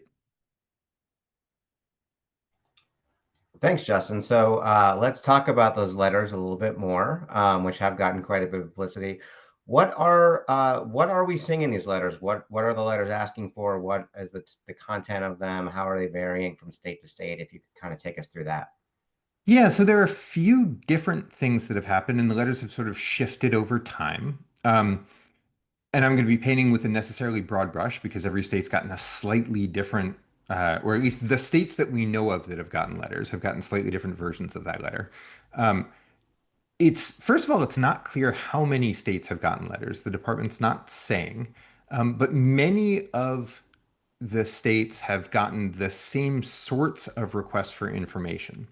These started in May or June. And if your state's gotten a different one, my apologies. There are exceptions to all of this.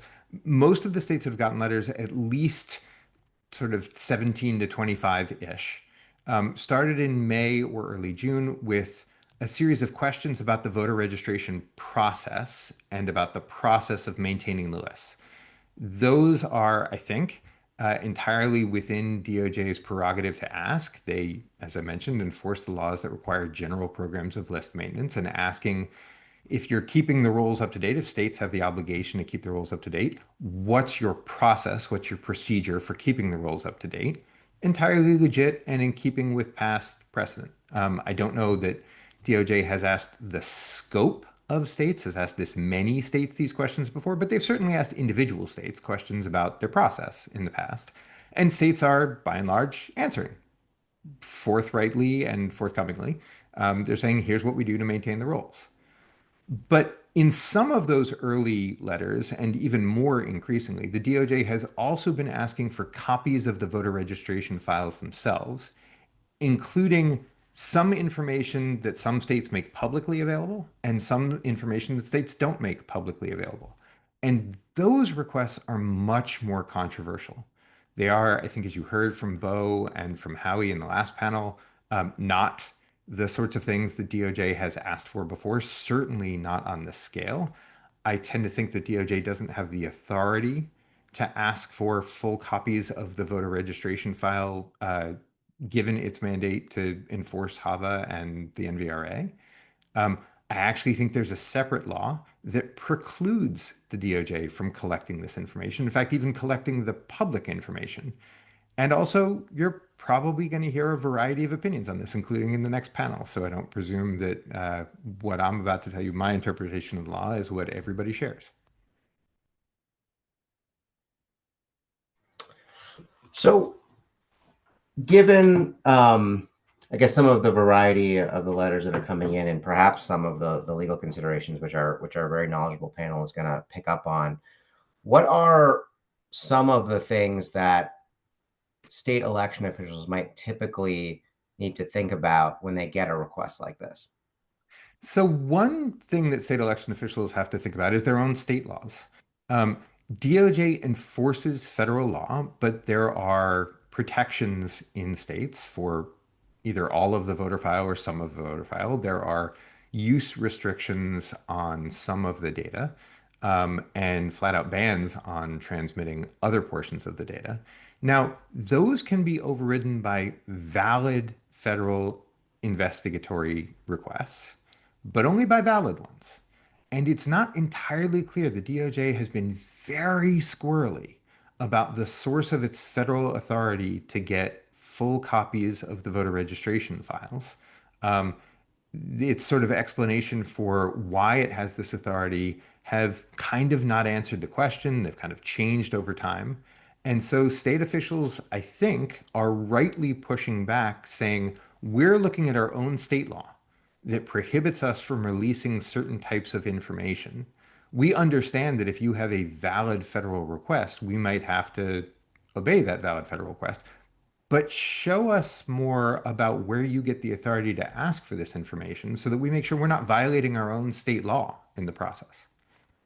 Beyond that, I think that state officials are increasingly concerned that the DOJ might itself be violating federal law by asking for this information. And I flagged this before.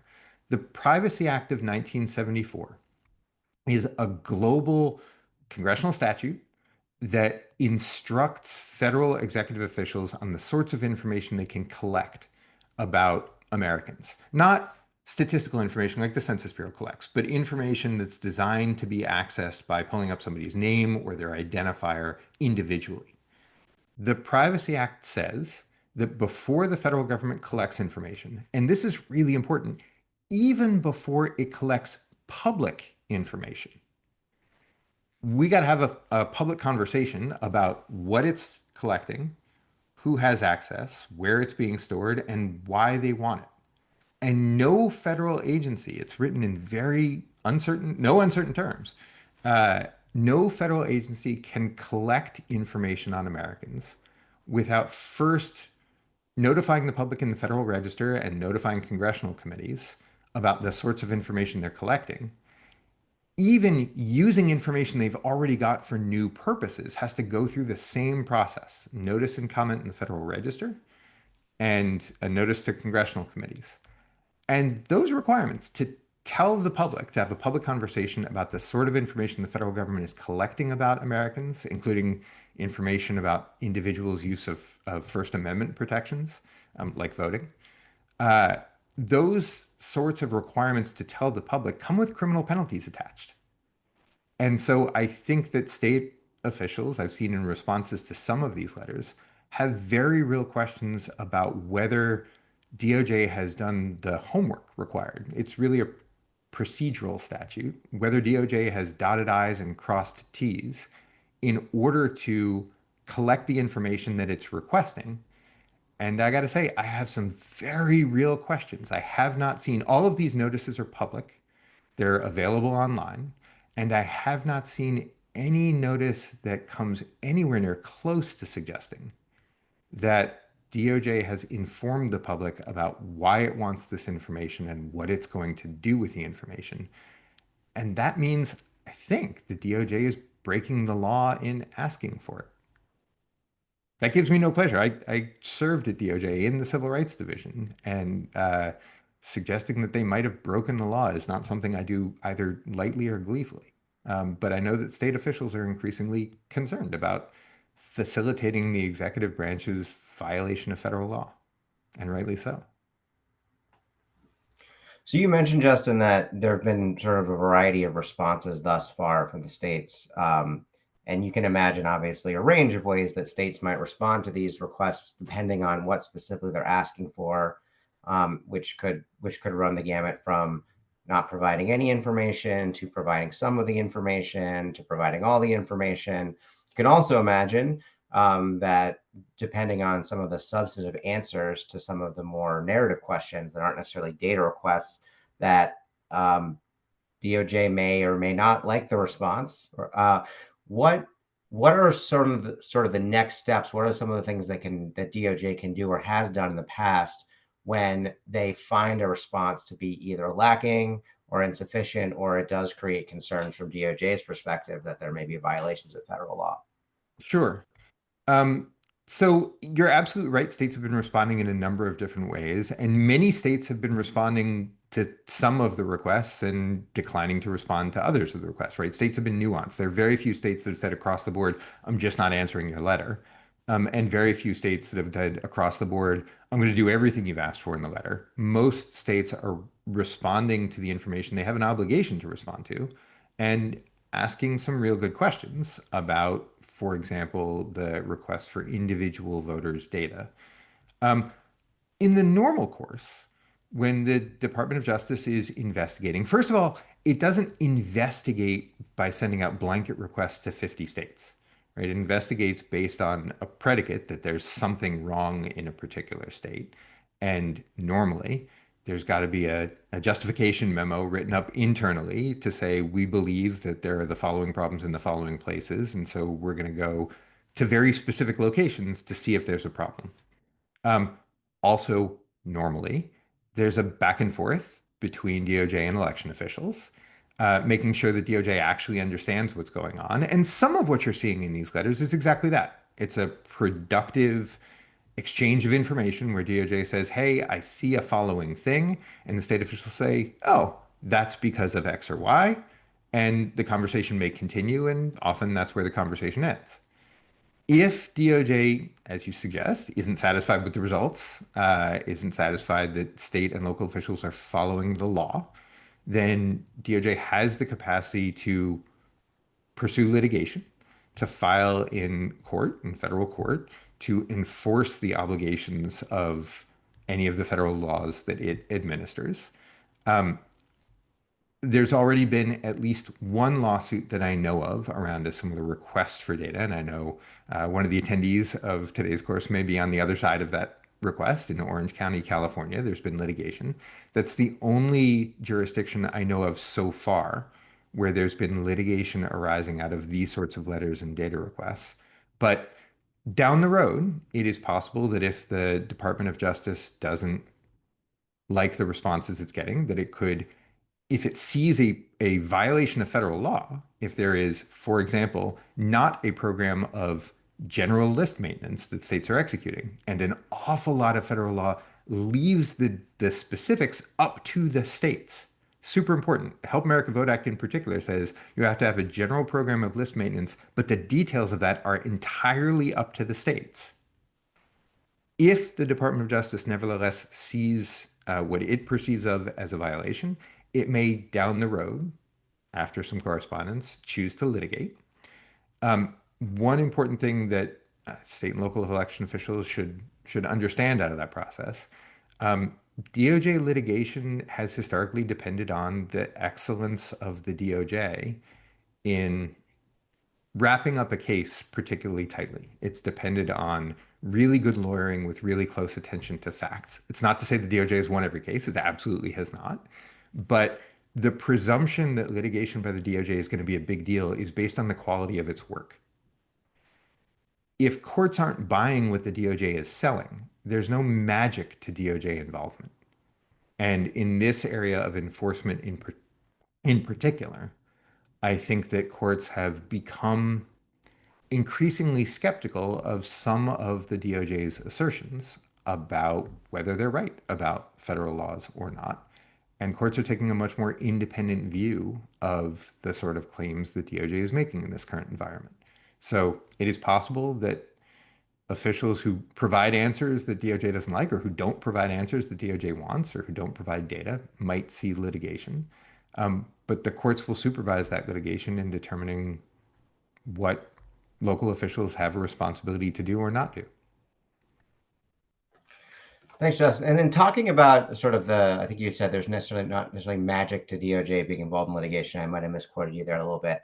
That brings up the fact that for some of these laws, we often see the same claims or similar claims under the same statutes that might be brought by DOJ or might be brought by private actors, individuals or organizations. Over time, in the past with differing administrations, you have seen changes to interpretations of laws or priorities for enforcing laws, or even decisions to join or leave or change litigation positions in lawsuits. Could you talk a little bit about how that handoff can work from administration to administration, and how sort of what wiggle room DOJ has and how that can affect some pending or future litigation? Yeah, sure. So that process itself varies a little bit from administration to administration. Some administrations try to take care to provide more continuity than I think other administrations do. And it's very rarely across the board that an administration will suddenly turn 180 degrees from administration to administration. It happened a little bit in this administration. I think that it was broadly reported that the Civil Rights Division sort of dropped every case in which it was participating, and sort of rebooted the Etch-a-Sketch from day one. And that's very unusual. It's also a little disturbing because most of the work of federal law enforcement has historically been nonpartisan, head down, do the facts on the ground, fit the law on the books. And sudden changes in position across the board like that indicate that there's less attention to the law on the books and the facts on the ground, and more attention to politics than I personally would prefer. That said, administrations have the authority to change their views on what statutes require. And as you say, some of the current data requests seem to overlap a little bit with some of the provisions that private actors are also free to enforce.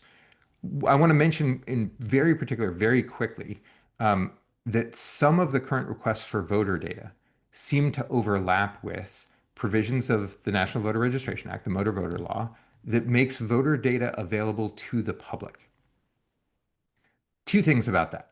One, it is absolutely true that federal law requires that many voter registration activities be for states that are subject to the NVRA, and I know that's 43 states, but it's not everybody on this call. That there's, including our hosts, I believe, in Minnesota, there is a requirement to make voter registration activity available to the public, and that can include portions of the voter registration rolls. Courts have also reliably found consistently that that does not entail an obligation to make every field available, that officials can redact personally sensitive information, things like social security digits, things like signatures, things like driver's license numbers.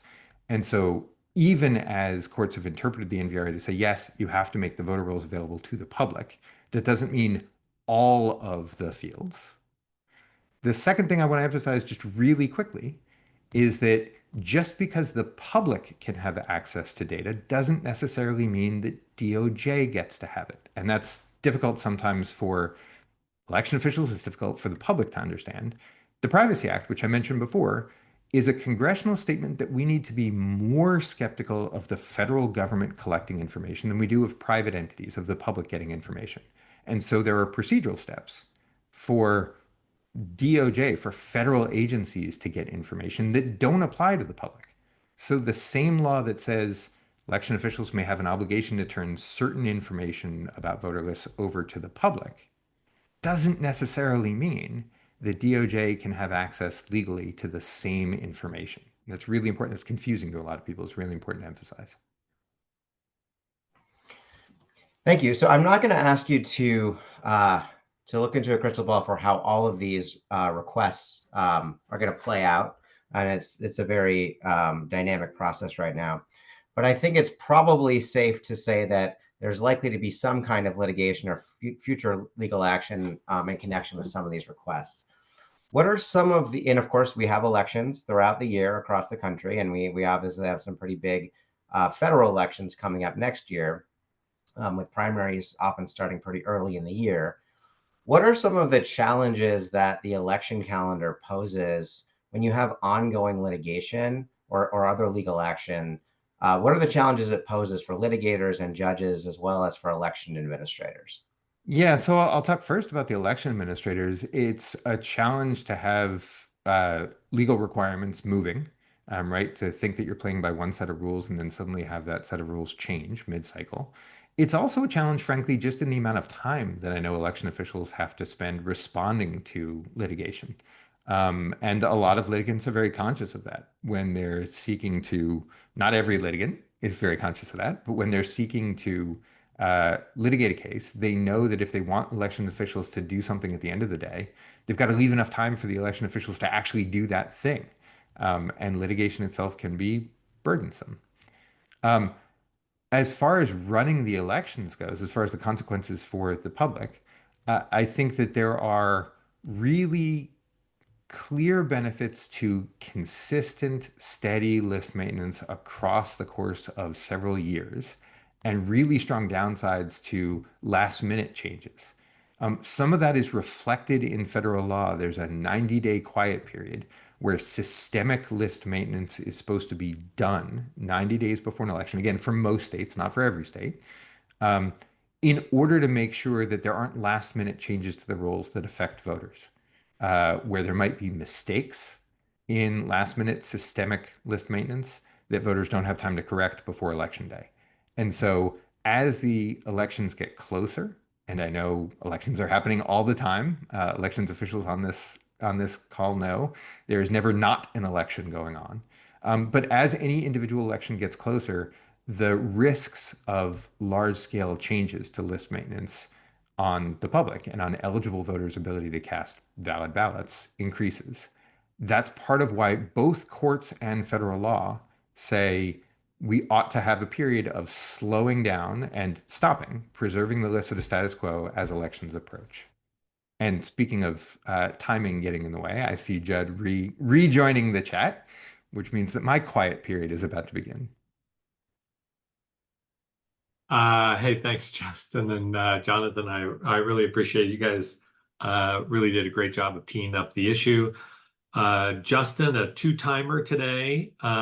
You may take the rest of the day off, although I hope that you'll continue to hang around and join us for the rest of the conference. And Jonathan, thanks for leading the questioning there. I really appreciate it. All right, so now we will do a deep dive on these issues with Neal Kelley leading a panel, including Gowri Ramachandran, Justin Reamer, and Karen Brinson Bell. Well, there they are, all their shiny faces. Let me hand it over to Neal. Great, thanks, Judd. It was great to see that panel with Justin just now, because you're right, Judd, he teed it up very nicely, and as he always eloquently does. But now we want to get into the weeds a little bit and talk about this issue. I feel like in listening to Justin, election offices should think about opening up a new office called the Office of Disputes, Quarrels, and Squabbles, because it just seems like it's never ending. But that's the nature of this beast, right? So thanks again to Judd and to the Humphrey School for hosting this event. I'm grateful to be a part of this, as always. Before I introduce the panel members, I'd like to just sort of give context to what we're going to talk about in this panel. And some of it may overlap a little bit with what Justin was saying, but I think it's important to sort of at least kind of set the stage for what we're going to talk about. For those of us who have or currently do administer elections in VRA covered jurisdictions, requests from DOJ are certainly nothing new. However, the requests that have been sent certainly strike a different tone than previous VRA-related requests. In nearly identical letters sent to state election officials across the country, DOJ has sent requests for data and have asked them to describe how they identify people who are felons, deceased, non-residents, non-citizens, etc., and how they remove them from their voter lists. A recent letter to Arizona officials, they said the state should require people who have driver's license numbers to register to vote using that number instead of the last 4 digits of the Social Security number. The DOJ said the office should conduct a review of its voter file, so we're not seeing just requests, but opinions in many cases.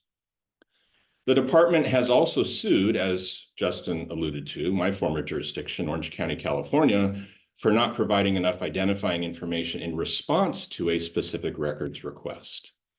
In Orange County, the DOJ wrote in a federal lawsuit in June that the Attorney General received a complaint about a non-citizen receiving a ballot and that the department requested 5 years of data on how the county removes non-citizens from voter registration rolls.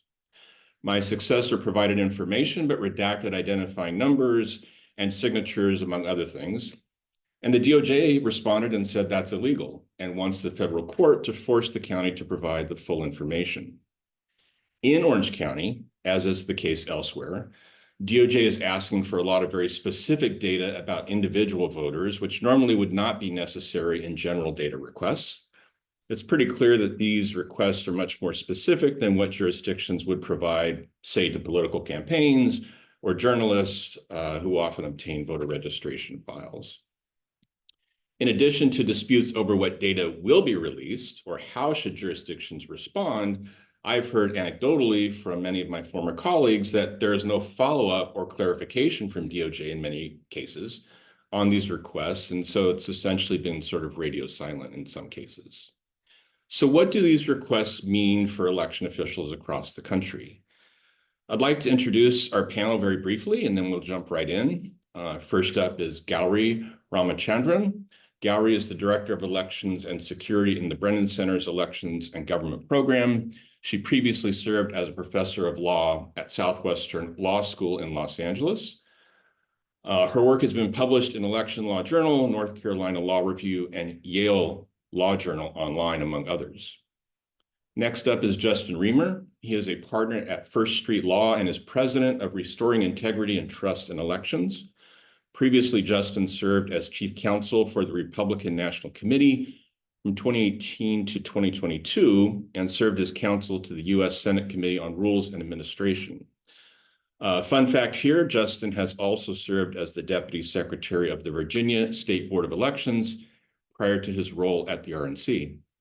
And finally, Karen Brinson Bell is the co-founder and principal of Advance Elections. She previously served as the executive director of the North Carolina State Board of Elections from 2019 to 2025, overseeing the state's voting process for more than 7.5 million registered voters.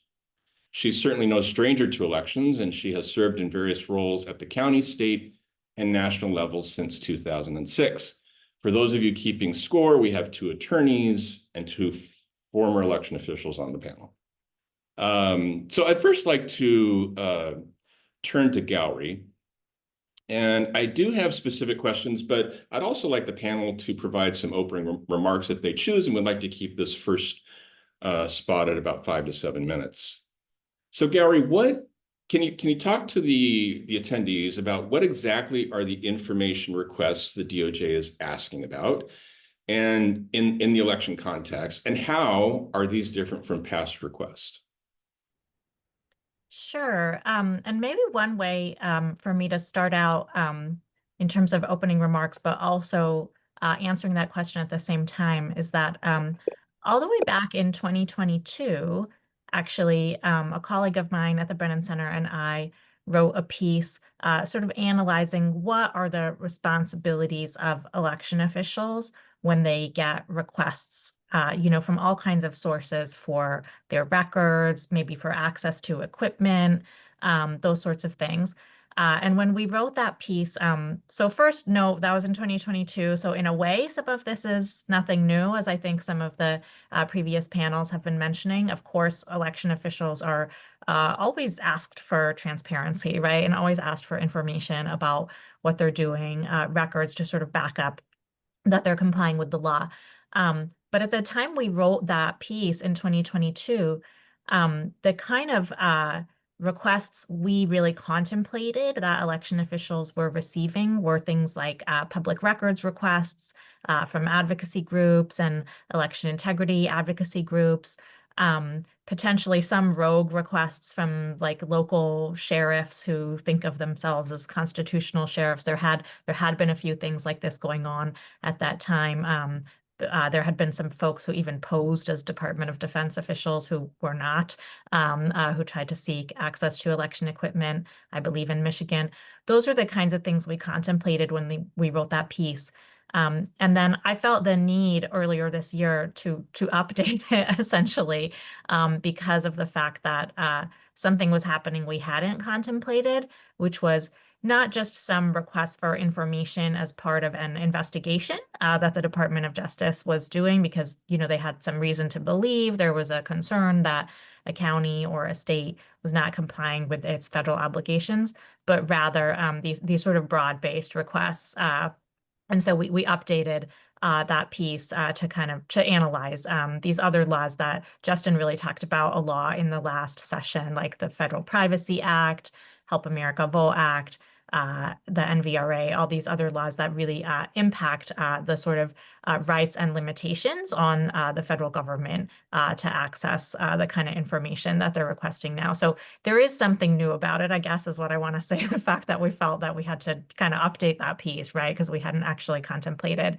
the sort of at least a few years ago, we hadn't contemplated the kind of broad scale requests, multiple states, you know, asking for the whole voter file in some instances, not just sort of specific, maybe specific records involved in a specific situation that the department's concerned about.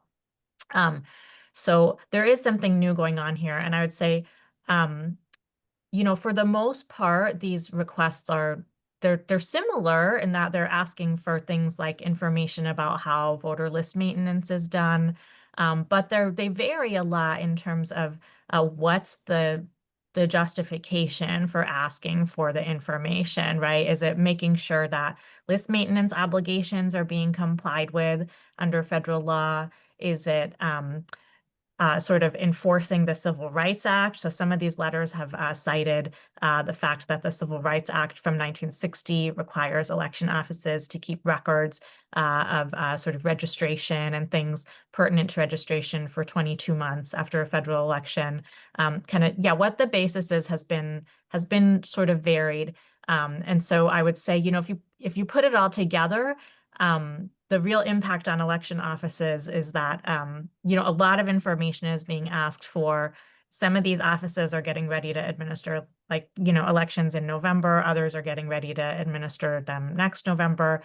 And there's just, the impact is really that people need to consult with their counsel and really go through an analysis of what is required to be provided under the law, because transparency and public records are an important requirement for election offices, but also what might be prohibited and what should be not released in terms of protecting voter privacy and election security. There have been a few isolated reports of requests for actually access to equipment. I know a couple days ago, some news media in in Missouri has reported that there has been some requests from the Department of Justice for actual access to machines, to ballot scanners, to a couple of those clerks. They did not provide that access because they're not permitted to under state law. But yeah, an analysis before anything that would risk either voter privacy or the security of one's equipment is really what election administrators are facing. Thanks, Gallery. And you know, you've had some really good, with all of your experience, your comparisons over the years. Very briefly, any alarm bells ringing differently than they would have in the past for you? Well, Justin spoke about this some in the last session, but we've got this Federal Privacy Act. It was actually passed into law after the Civil Rights Act in 1960 spoke about retaining election records and making sure that the Attorney General and the Department of Justice could investigate civil rights violations. That act really puts a lot of restrictions on the federal government in terms of amassing data, right? Like amassing systems of records about private citizens, just to make sure that, you know, it's being done meaningfully, it's not being done sort of willy-nilly. And to me, that's the real alarm bell that I'm concerned about. The fact that so many requests are going out for so much data. It's so broad-based. What might, you know, in an isolated instance be not as concerning becomes concerning when we've got, you know, 20 or more states receiving these requests. I'm concerned about the same things that I think concerned the people who wrote and passed the Privacy Act. I'm also really concerned about just the security of that data if it is amassed. We've unfortunately seen some instances of data not being really kept super secure in recent months by the federal government. You know, people in the federal government, civil servants, they're trained in sort of access, you know, logging their access, being careful, not looking into information if it's not for a specific purpose.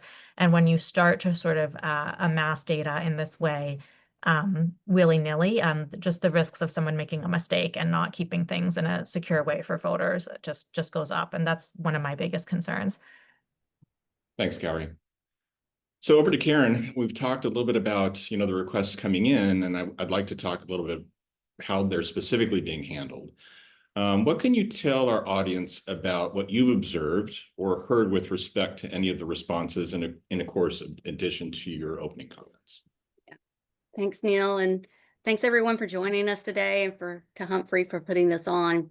As it was noted, I am not an attorney, so my perspective is very much about being an election professional and an election administrator, and how, you know, not just myself in North Carolina, but colleagues across the nation are trying to uniformly conduct elections so that they are safe and secure and ensure that every eligible voter can cast their ballot, but to do so under states' rights and how we have to administer that based upon our own state laws.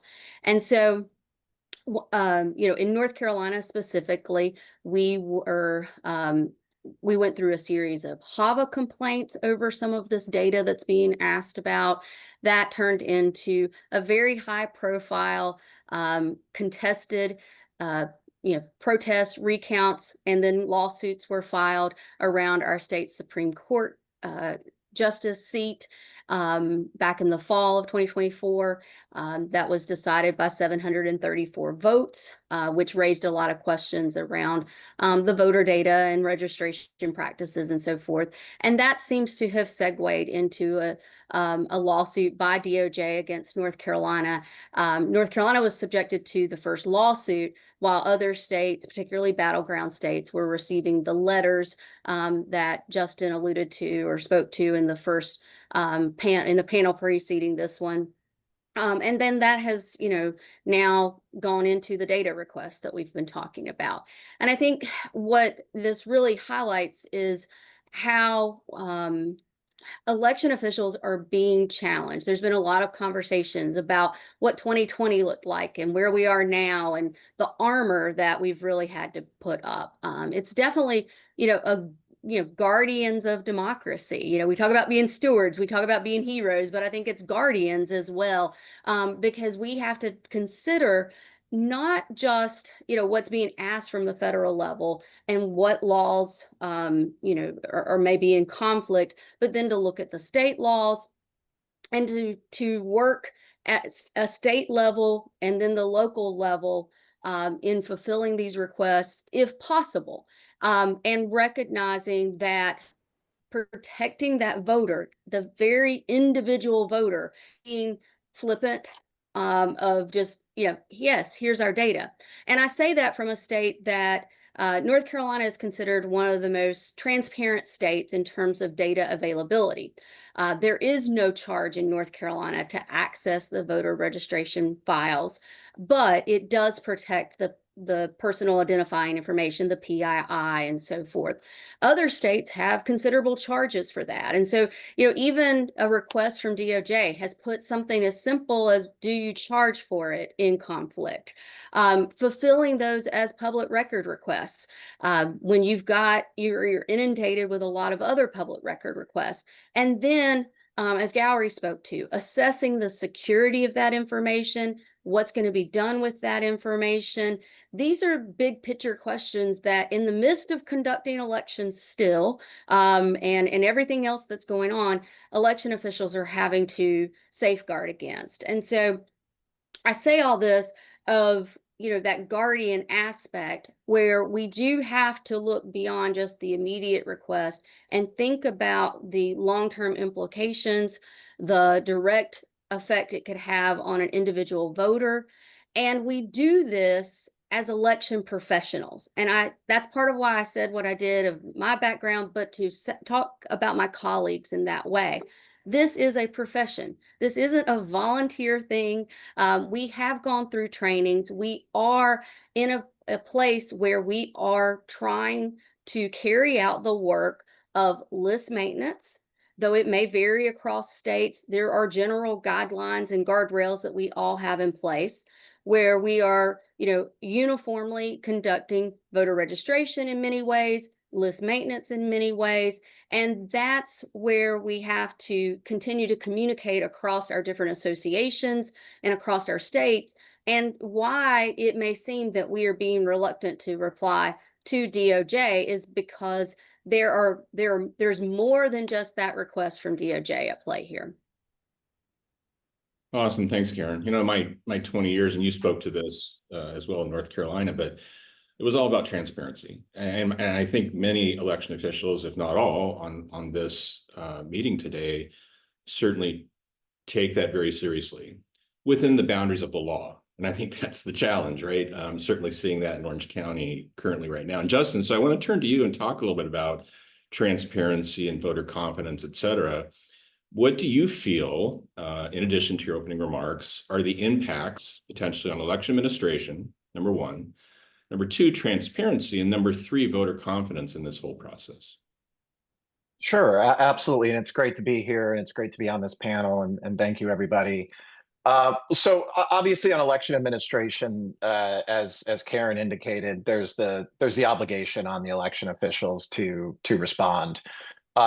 Most of these requests have gone to the state level, to the chief state election officer, but not all of them. So there are some localities, including Orange County, that have had to deal with these, and that obviously there's opportunity costs there, right? There's staff time and having to confer with your attorneys on how to respond to these things, and then obviously the work that goes into if it's sending the statewide voter file, changes that you need to make if some of this information that is typically redacted, for example, is going to be disclosed unredacted. There may be some software coding changes, whatever. So on the administrators, obviously there's some work that's involved. On the transparency side, I mean, I guess it depends on how you look at it. Usually we think of transparency in the context of the public at large, and maybe other stakeholders like the political parties or nonprofit organizations, whatever it may be. But here you have the DOJ, which is a little bit of a different question. So that I think is somewhat hard to answer. And I think related to sort of the voter confidence issue, I'm not sure, and I could be wrong, and this may be sort of depending on your political persuasion, that Americans, I don't know to the extent they don't already feel like the federal government has this information in some capacity or another, right? I mean, obviously they have your Social Security number. It's a federal number issued by the Social Security Administration. The Treasury Department has all your tax information and everything else. So I'm not sure that the average voter is going to make huge distinctions between, whether the state has your information or the federal government has your information, as far as the privacy concerns go. And then, just looking at it, obviously this is a divided country, and that applies to election policy. Coming from someone on the center right, I hear lots and lots from people who have concerns about the quality of the voter rolls, about ineligible voters being on the voter rolls. And I think, at least for that group of Americans, they're likely going to be supportive of what DOJ is doing, and that would, in fact, potentially bolster their confidence in the process if they thought the federal government, was taking steps to enforce these federal voting laws. And I think that's a good segue to what I was going to focus on, which is, I think it's important to remember that these federal laws, and I think we've been primarily talking about the NVRA and HAVA in the election administration context, they were really enacted, at least partially in a bipartisan way, with two purposes, and that's to increase access and to improve the integrity of the election. And if you look at the findings and purposes of the NVRA, there's two purposes related to access, and there's two purposes related to election integrity. And I think, we certainly have seen administrations, and usually on the Democratic side, enforcing the access provisions, and on the Republican administrations trying to enforce the integrity provisions. And so I think that's what you're seeing here, and even in the last administration. The Biden administration was not shy about using its enforcement authority to sue various states, Georgia, Texas, and Arizona, and even Virginia and Alabama on the eve of the election, when that type of action could be perceived by people as what it's politically sensitive time. Let's put it that way, to bring litigation on the eve of the election. And so it's not uncommon, and I think it's just a different set of priorities that you're seeing from the Trump administration here, as you saw from the Biden administration, and that's what they do, right? Shouldn't be a surprise. As I'm old enough to say as well that I was in Virginia at the time, the pre-clearance process was still alive under the Voting Rights Act, where we had counties in Virginia that had to submit polling place changes to DOJ for pre-clearance review, and DOJ essentially had a veto authority over some of these relatively minutia type local election administration issues. So DOJ has had a very robust, active role in our elections process for many, many years. But I will certainly concede that the breadth of these recent requests is something that's an anomaly, and something that we haven't really seen. And then just a few minutes, I was going to address sort of maybe some of the legal issues associated with these requests, particularly the records requests. And I think there's some really interesting questions, and I think Justin did a good job of teeing those up legally on sort of the interaction of certain federal laws that allow DOJ to request records from the states, particularly this provision of the Civil Rights Act, the provision of the NVRA that I'm sure many election officials on this in this seminar have received from the public. I think it's an interesting question whether DOJ can use that provision. I hadn't actually thought about it until Justin mentioned it. But is in the NVRA context, there have been many cases that have preempted state laws that restrict access to the voter information. When I was in Virginia, I was on the other side. I was on the election official side of trying to keep information from being disclosed. And ultimately, in that case, the court said, really, the only thing that you're able to keep away from the plaintiff in that case was Social Security numbers. The court in that case actually said we couldn't even withhold the addresses of people that were in an address confidentiality program. So dates of birth as well, we had to disclose. The court didn't allow us to withhold that information. So I can certainly understand states needing to look at their state privacy laws to ensure that they try and comply with those. But I do think when push comes to shove, courts are going to likely say that a lot of those laws are preempted, at least to some extent. And I think we're in some ways an untrodden ground here, because it's very different when a private party is asking for sensitive information than when the government is asking for it. And I think there's going to be some interesting litigation. I think it's going to touch on the Privacy Act. I think it's going to touch on DOJ's ability to receive records based on this Civil Rights Act provision. And then finally, I think this, this is almost a continuation of, I think, what is the new normal for election officials, which is just a tremendous uptick in the amounts of records requests that they've been receiving from the public in the last few years. And I'll even admit that my clients are on that list of people who've requested those records. And I think it's not going away.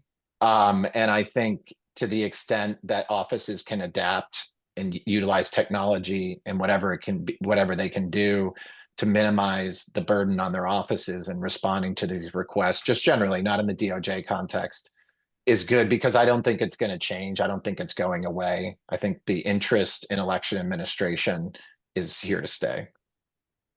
Thanks, Justin. We have a wealth of experience on this panel. And so while I'll direct these questions to specific folks, if you'd like to chime in, please do to this. And Gallery, I want to start with you. During my career, I always was fascinated but frustrated. And not being an attorney, I don't know how to square this sometimes. If I look at a set of words that one court could say one thing and the next court could say the complete opposite of what those words mean, obviously the interpretations of this. And so I'm interested in your thought about the differing interpretations of DOJ's role in all of this. Where do you see DOJ having the authority that we know they have, but squaring that with, the fact that they have oversight on federal elections and not local, and, how do you square all of that? That's a great question. And actually, one of the reasons, folks in the audience who may have engaged with this issue before, I think they, and you in the past, Neal, when you've mentioned being frustrated, I don't think your frustration is coming just from not being an attorney, actually. Some of the frustration in asking the question and then, attorneys are like, well, it depends on this, it depends on that. They don't ever give you a straight answer. Some of that comes from the fact that many of these laws have not actually been litigated in these particular contexts before. There isn't a lot of case precedent for people to look at in some of these cases. One of the reasons for that, in particular with respect to the DOJ's authority, is that there's something called the Justice Manual, which is like a sort of internal set of protocols, but of course it's public. You can look it up on the web. It's longstanding sort of protocols within the Department of Justice for, when to start investigations, what kind of predicate do you need, that sort of thing. And there's been a rule in that Justice Manual for a long time that anything that would even give the appearance of interference in an upcoming election has to go through special steps and be reviewed.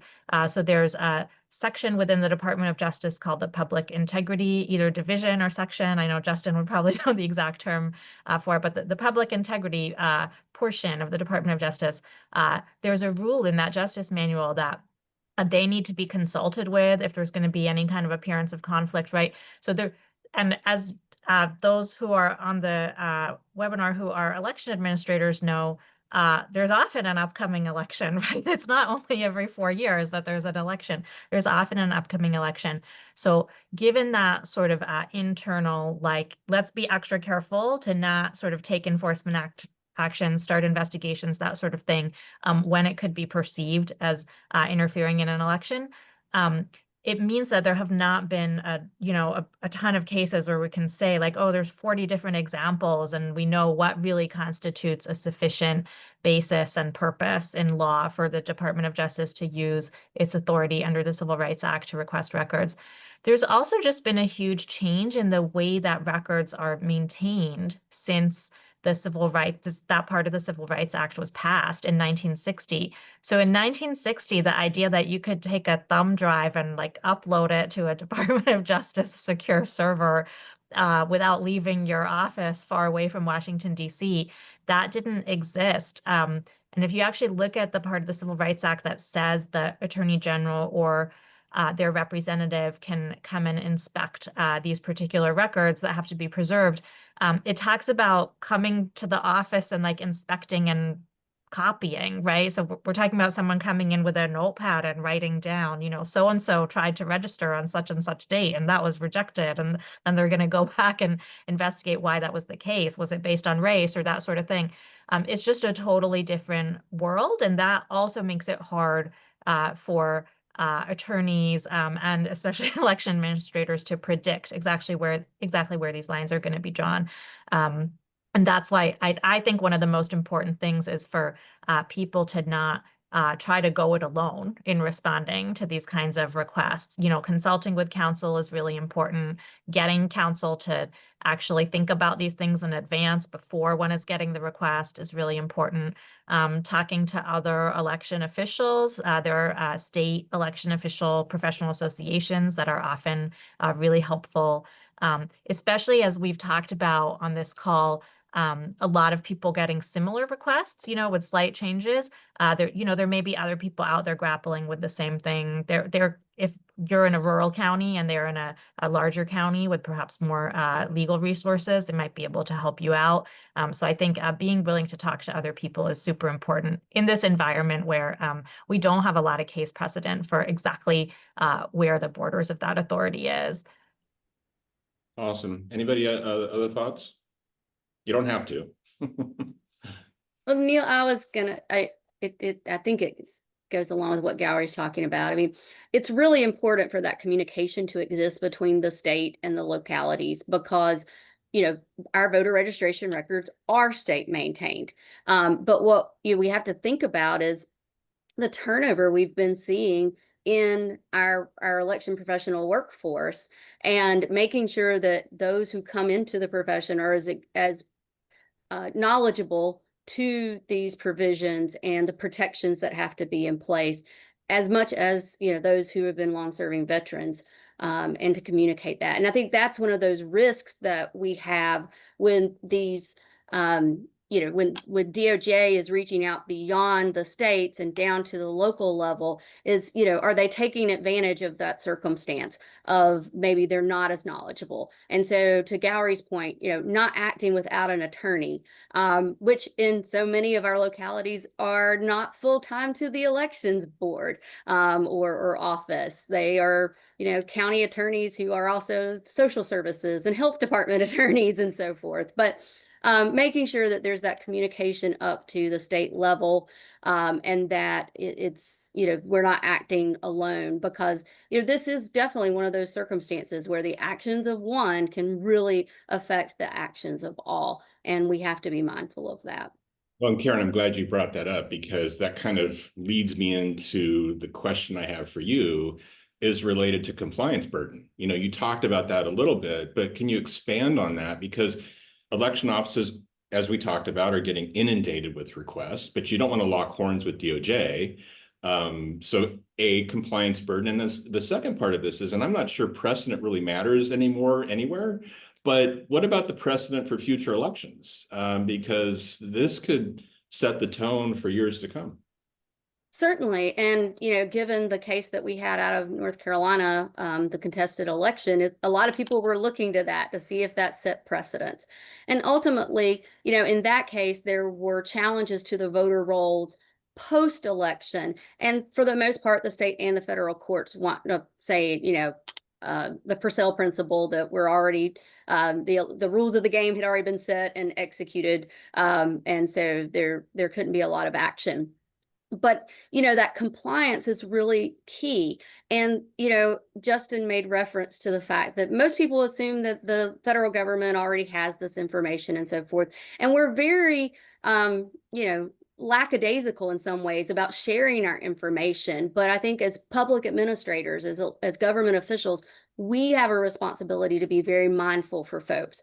So, for example, the release, with our voter registration forms, you're required to put driver's license or social. This became a big factor in North Carolina, but it's, part of DOJ's request with other states as to whether that information is complete within the system.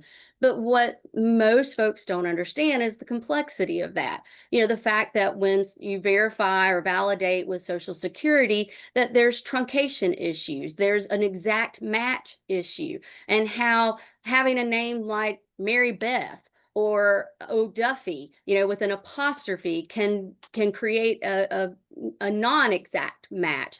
And so that sounds so easy. Just provide your social security number or update the records with that.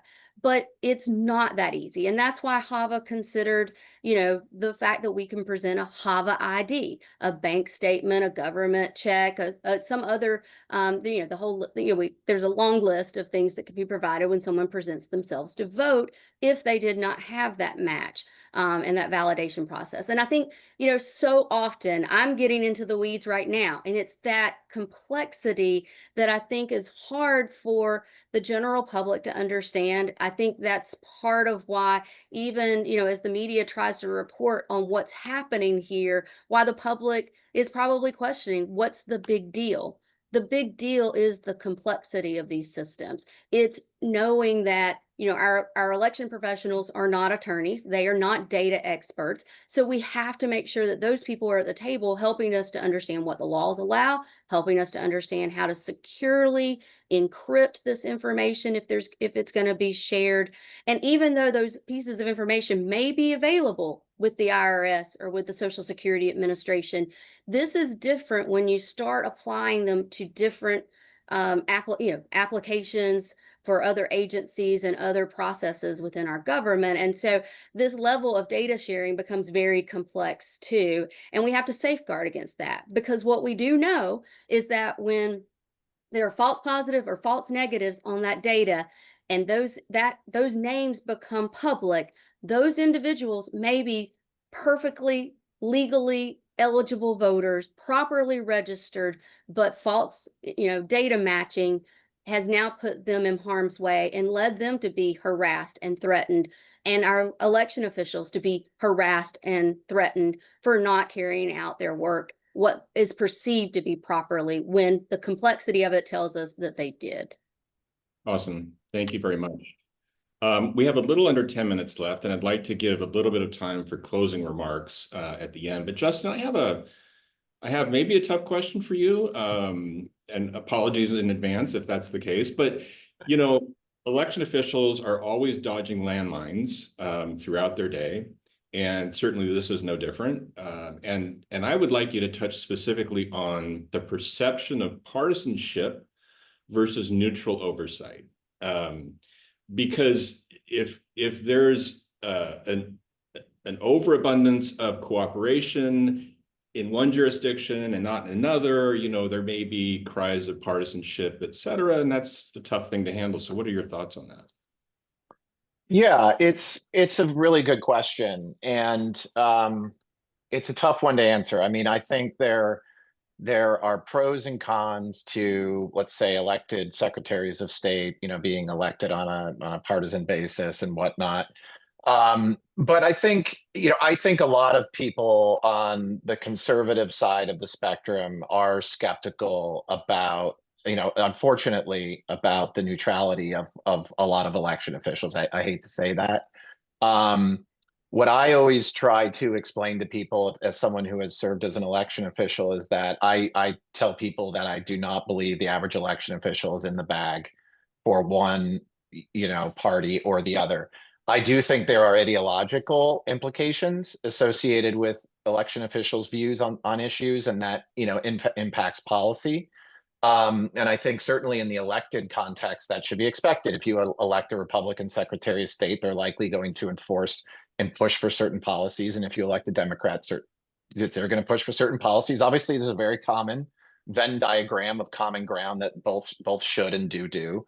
But that there's that. And I do think there is value in the system of a professional election official at the county level that's overseen by a bipartisan board, county board, or even at the state level, a bipartisan state board. I think that is a good system. I think it gives trust to folks on both sides of the aisle. And I think it's something that, while it at times has seemed and has been criticized for being sort of anachronistic, I think there's still value in that. And I think those people as well can communicate with their constituencies at the board level to help provide trust and be a line of communication. So I try not to punt on that, but hopefully that was somewhat helpful. It is. It is. You know, I'm thinking about my successor in Orange County and the challenges he's facing with the litigation, because as you pointed out, I think he may be the only one that's faced the litigation currently. And, you know, he's damned if he does, and he's damned if he doesn't, because if he doesn't provide, he's protecting the voters. And if he does, he's not. And so anyway, I'm not asking for more comment. I'm just sort of pontificating on that. I'd like to give a few minutes, actually like a minute and a half, if it's okay, for some closing remarks and maybe your thoughts on where we go from here on these requests. And Gallery, we'll start with you. Sure. I think my closing thought, especially having listened to the other panelists and talking about the sort of creation of precedent through whatever actions one takes in response to these requests, is that, and also your question, Neal, about sort of partisanship and perception of partisanship.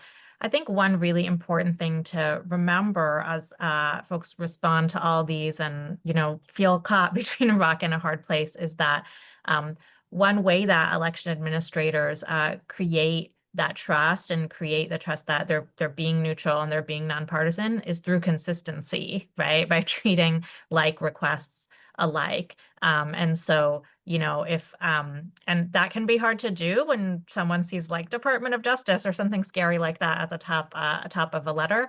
But the reality is that making sure that if someone's asking for information based on sort of public record, right to know, or right of the public to know in the NVRA or in HAVA, then that means whoever's requesting it really ought to be treated the same in terms of how much information is released, under what restrictions, right? What kinds of security assurances need to be put in place. And so maybe that's something for people to really hang their hat on, is that, you know, being consistent in how all these different requesters are treated.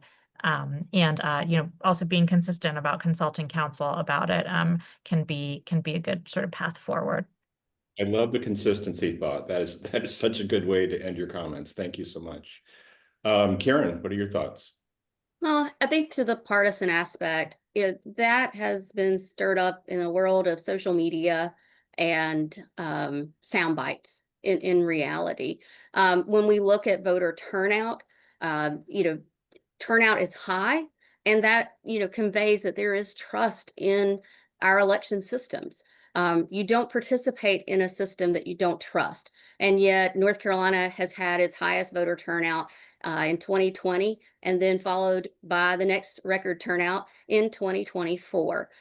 So, you know, we believe that telling the story and being able to, you know, to Gowry's point, having the consistency, and that comes from documenting processes. North Carolina is not the only state, but I can speak to it, that there's a 41-page document on list maintenance and how someone even gets registered to vote, how they would be moved to inactive, how they would be moved to removed status, and how that whole process works and how we work as election officials to validate. You know, to Justin's point, we do have the system where we work under bipartisan boards. So the day-to-day administrator is the, you know, elections director in a county or the state elections director, but there are bipartisan boards who are the governance or the quasi-judicial part of that, making sure that there's adherence to the processes. And you know, but I think in all of that, it's the fact that, you know, states put their voter rolls out for inspection. That's the transparency, the way that we have our check-in processes, even, you know, criticism that's gone around vote by mail at times. Those processes are some of the best list maintenance processes that we have when we are mailing ballots to those voters. And we're not an all-mail ballot state in North Carolina, but I can attest to that. And then, you know, I mean, we're not talking, DOJ's not been making requests, you know, outside of voter rolls really, but, you know, there are other who have represented themselves as being officials, federal officials and so forth, who were beginning to ask for access to voting equipment and so forth. And what we need to remember is how transparent the entire process really is. And so at that point, my voter registration is really about what ballot I receive and go and cast my ballot just like any other eligible voter. Those transparency things about the profession that I'm in and that others on this are part of is, that we have those voter rolls available, that we have paper ballots in 98% of the jurisdictions in our country to hand audit if necessary. We have audit procedures in nearly every single jurisdiction to verify the tabulation that took place with those. And there are so many other procedures. And what really is important is for folks to become a part of the process, be a poll worker, realize all of these processes that are in place to make sure that from the point of registration to the point of casting our ballot, that our processes are secure and fair and are, ensuring the right to vote. That's always a good way to end it, is to ask for poll workers. I love that. Justin, over to you in under a minute, if you could, please. Sure, and I will go out on a relatively in the weeds note, but one thing that I wanted to get in that I hadn't is one interesting thing about some of these DOJ letters is that many of, or at least a few that I've seen, have cited to data that the state provided the EAC in the Eves report. And I thought that was interesting. And so whether it was the registration rate or number of the list maintenance data that's included in the Eves survey. And I think, one piece of advice maybe to the election administrators on the call, and I fully understand the annoyance of having to gather that information because I had to do it myself, is be very careful about the numbers that you report in that survey, because I can tell you there's lots of groups out there, and including the DOJ, that are closely scrutinizing it. And if there are reasons why you have a 0 next to something for how many voters were removed or duplicates removed, there's, I believe, the opportunity to provide footnotes and to provide explanation, because I understand that the data doesn't always fit neatly within a certain category. And that may, be helpful in not having people draw certain conclusions or deductions based on your survey responses. So sorry to go out in the weeds issue, but I thought that deserved to be mentioned. Awesome. So grateful to the panel. You guys have been amazing. The wealth of experience that you have is evident. So thank you so much for your time. And Judd, I'll turn it back to you in the booth. Thanks. I appreciate it. Neal, great job. And thanks to the panelists. Really very interesting deep dive on the DOJ letters and the data requests in general. All right, so I'm going to take a moment to tell you a little bit about the CEA program. So let me share my screen here. And for those of you that don't know much about the CEA program, that's the Certificate in Elections Administration program at the University of Minnesota. It's through the School of Public Affairs at the Hubert H. Humphrey School there on campus. It's a pioneering program where the whole idea of it is designed around building a network of people who are trained in elections administration, who are sophisticated in the ideas of elections administration, and are thus prepared to enter into the job market and take relatively high-level positions in county or state government. So it's an online credit program where you can take classes anytime. The classes are offered on a sort of rotating basis. They usually follow the school semester schedules. And for those people that have been through our programs, they do really well getting jobs in the elections world. So if you're interested in sort of building elections as a profession that you want to enter, if you're on this program right now, chances are you're very appropriate for a class that we're teaching. If you want to learn more about the CEA program in general, here's our webpage. You can click that QR code. It'll take you straight to the general webpage, and you can follow the various alternatives there to learn more. If you want to take a class, you can either take an individual class and sort of get a flavor of the program. And for those of you that are ready to do the larger commitment, you can sign up for the full certificate and take the 12 hours to get the certificate that you are a certified elections administrator. Right now, we've got 2 classes that just started this week. Neal Kelley, who was our moderator on that last panel, is teaching survey and elections administration. And then Jennifer Morrell, who is the moderator on the next panel, who you'll see in like 90 seconds, she is teaching physical security. So 2 amazing elections professionals that are teaching classes that just started this week. And under university policy, you can still sign up for those courses at no additional charge, no penalty, and join them right away. If you wait until next week, there's some hoops you have to go through, but if you're interested in taking those 2 courses, you can do it right now. And they literally started this week. And then coming up later this semester, we have a class on voter participation with Gina Roberts from the Arizona Citizens Clean Elections Commission. And then Stephen Richer is teaching a class that might sound very familiar. It's very much like the conference that you've been attending today on election policy in the second Trump administration. I'm sure he's going to take the high points of today and incorporate his own spin on things. Stephen was he's at Harvard now, but he was the county clerk in Maricopa County in Arizona. And for those of you that have followed elections even tangentially, you know that Maricopa has been sort of the center of the storm for election fraud allegations, election conspiracy thinking, and Stephen has been fielding those kinds of questions for a long time and is going to be absolutely perfect in that class. So those are classes that are available now. The 2 that are currently going, survey of elections administration and then physical security, and then these 2, which start in October and are half semester courses. So they'll go October to about the middle of December. How do you sign up? How do you get through the admissions process? It's like taking an undergraduate course or a graduate level course if you've already been through undergraduate program and you want to take it for graduate credit. You just fill out their application and submit the appropriate documents, and you're probably going to get accepted into the program. So that's what, and by the way, you can go to the CEA webpage to learn more about those. There are also scholarships available.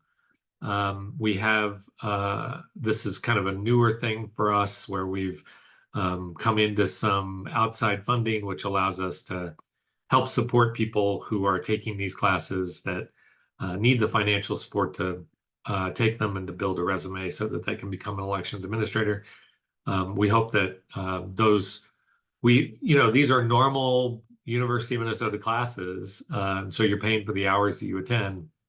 And but when we do understand that not everybody's able to do that. So we do have scholarships available. All you got to do again is reach out to the program and they'll tell you more. And there's an info session coming up on September 24th in which you can ask any of these questions. There's a QR code there to sign up.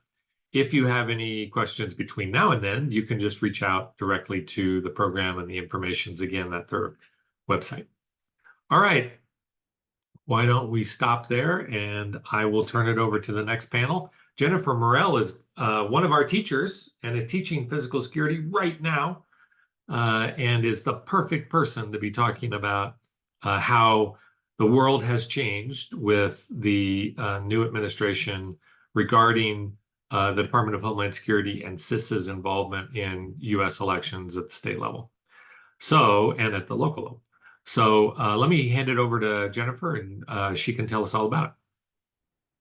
Thank you, Judd. And thank you to our audience for sticking with us. And I welcome all of you to this final panel today, Election Priorities at CISA and DHS, or as many in the election community might call this, election security without federal support. My name's Jennifer Morrell. As Jed mentioned, I'm the CEO and co-founder of the Elections Group. As both a former election official and having formerly worked with CISA as an election subject matter expert, I get the honor, as Jed mentioned, of sharing my election security knowledge by teaching 2 of those security courses here at the Humphrey School as part of the CEA program. But I'm just thrilled today to moderate this conversation and thrilled to be joined by 3 election professionals who I greatly admire.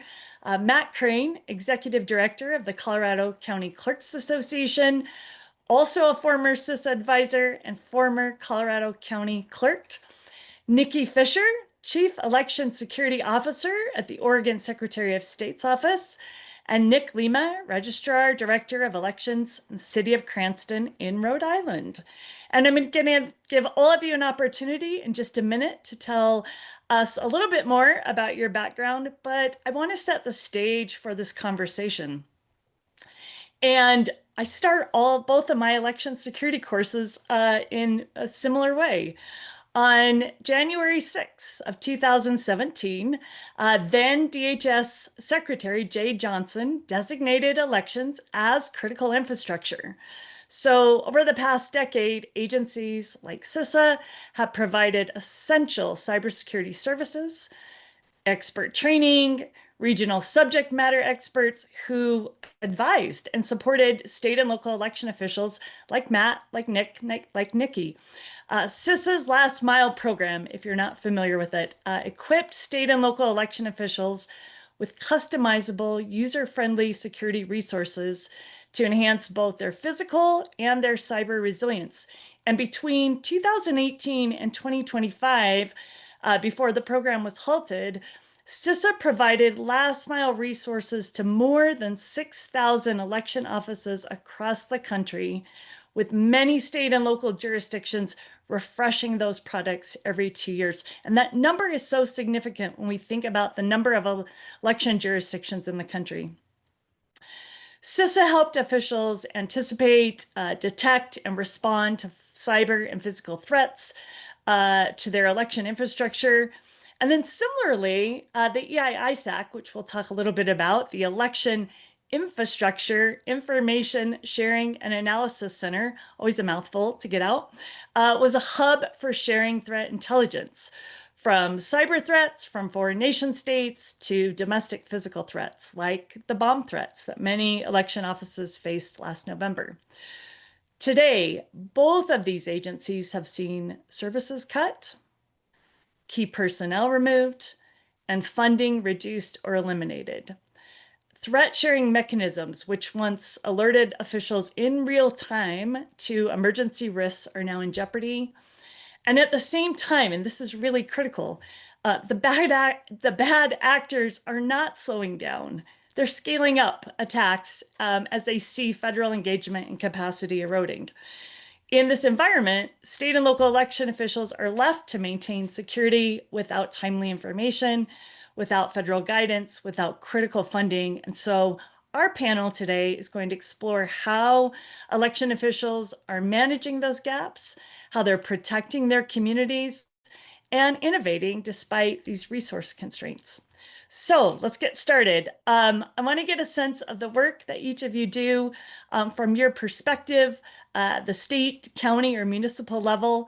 How have reductions in federal support, whether threat intelligence, technical assistance, training, or grants, affected your ability to secure elections? And if you don't mind, as you answer, just share a little bit with our audience about yourself, a little bit more about your background and your current role. And Matt, we'll go ahead and start with you. Okay, thanks, Jen. I appreciate it. And good afternoon, everybody. Thanks to Larry and Judd for putting together these sessions today and for inviting me to participate. I really appreciate it. It's an interesting question, Jen, that you ask when we look at this. And as Jen noted, just so everybody knows, in full disclosure, like Ryan and Jen, I served as an election security expert consultant for CISA from 2019 through earlier this year.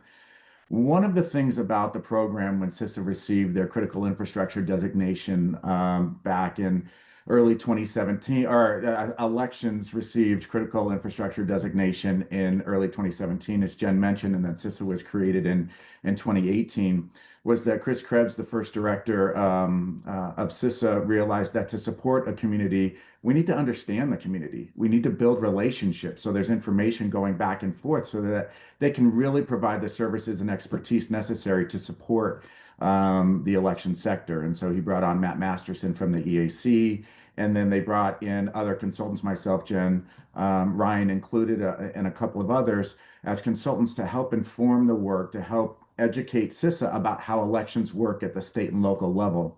And just as importantly, to help build relationships with state and local election officials so that there was some trust there, so that people could trust that if they called, they would get an answer on the phone call, and then the services that CISA would provide would be tailored to the election community. And that was really important, especially as we moved into 2020, especially considering the COVID challenges that were there and a lot of the work that our team helped lead at CISA to be able to better support jurisdictions as they're not just worried about, security, but election operations entirely during a pandemic. And so that work was very important. In 2023, CISA expanded that reach, right? They hired 10 election security advisors.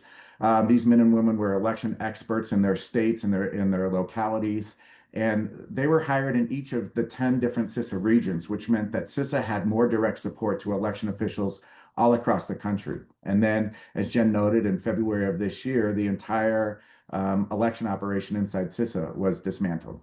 And so that has caused a lot of confusion.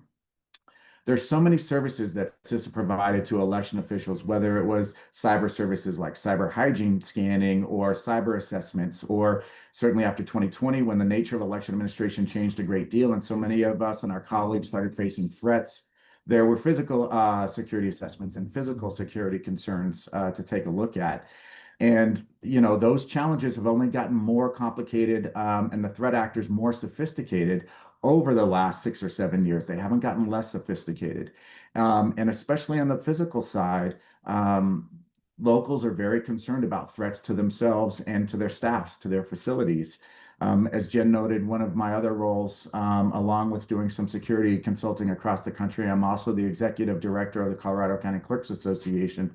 I've worked here in elections in Colorado for 25 years at the state and local level. So I have a pretty good pulse on what locals are feeling here in Colorado and across the country. And physical security, those concerns are still very high. When you look at Colorado, just within the last couple of months, we had an election office in Southern Colorado firebombed.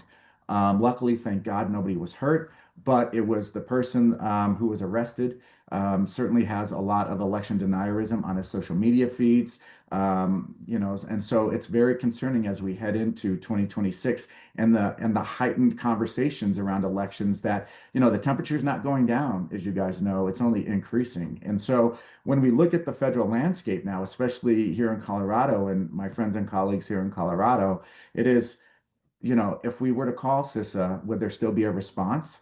In some cases, the answer is no. We've had a local election official here call and ask for a physical security assessment, and they were told they're not allowed to respond to election offices. So they had to do an end around that and have their Board of County Commissioners say, hey, well, can you come and do all of the facilities in the county? And that's how the election operation was able to get a physical security assessment. So even though elections are still designated as critical infrastructure, they certainly seem to have been deprioritized in terms of will they be served, will election officials be served directly? So a lot of questions around that. There's the DHS grants are out there. They were just the solicitations for that were just put out, but now we're hearing there could be strings attached where if you don't conduct your elections the way that the administration wants it done, maybe those grants aren't going to be available to you. So there's lots of questions, lots of concerns, and lots of trying to figure out, well, if the federal government isn't going to do this, where can we go and get this done? And so now, not just here in Colorado, but our colleagues all across the country are kind of scrambling now to say, okay, well, where can we get these cyber services? Because certainly the cybersecurity risks haven't gone away, right? We know that. And that where can we get physical security services? How do you fill that gap? And now one of the great things about the work from CISA was that those services were provided free of charge to state and local jurisdictions. But now it's going to be a fairly significant lift, especially for locals to go and get some of those. So lots of questions out there, lots of concerns. And we know, as I said, the temperature is rising around elections. It's not falling. And so there's more of a sense to need these services now more than ever. Matt, thank you so much. And I'm so glad that you touched on trust. We're going to come back to that. But Nikki, same question to you. Yeah, thanks so much, Jen. And thank you, Matt and Nick, for letting me be a part of this panel. My name is Nikki Fisher, and I'm the Chief Election Security Officer at the Oregon Secretary of State Election Division. And my role is to support our election division and our 36 county clerks and their offices with physical security of our personnel, infrastructure, and operations, while helping to address any threats to life and safety. I thought it'd be helpful to provide some context in terms of what's happening in Oregon in the past few years. Oregon has been hit basically with everything. Our Oregon Secretary of State was swatted in 2024. We had a bomb, an incendiary device placed on a ballot box. We had 35 of our 36 county clerks receive bomb threats. We had numerous offices receive white powder. We had IT incidents in counties, and we had folks on the ground who were processing and counting ballots who were threatened, intimidated, and harassed. Some were followed home. Some were sent messages on their Facebook account. Some were sent hate-fueled text messages. The election division in the state had to close the office because we received about 400 calls in less than an hour threatening violence. So I think it's really important to set the stage in terms of what folks are facing on the ground.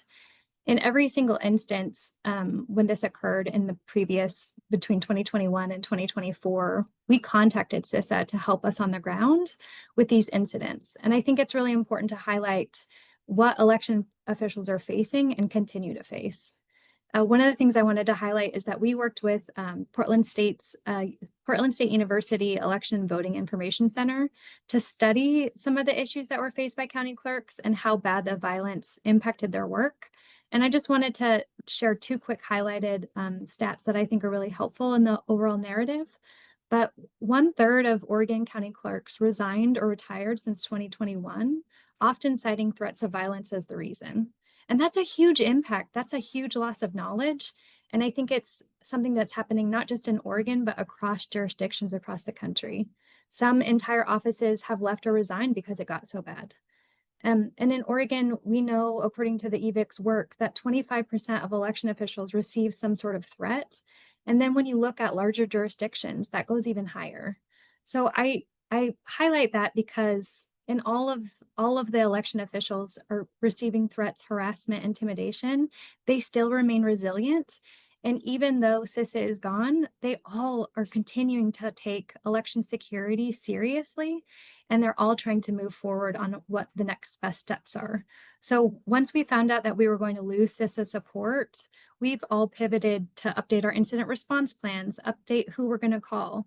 But we did have an incident happen similar to what Matt was saying, where something happened during a special election. We called our CISA person, and we were told we couldn't get any support.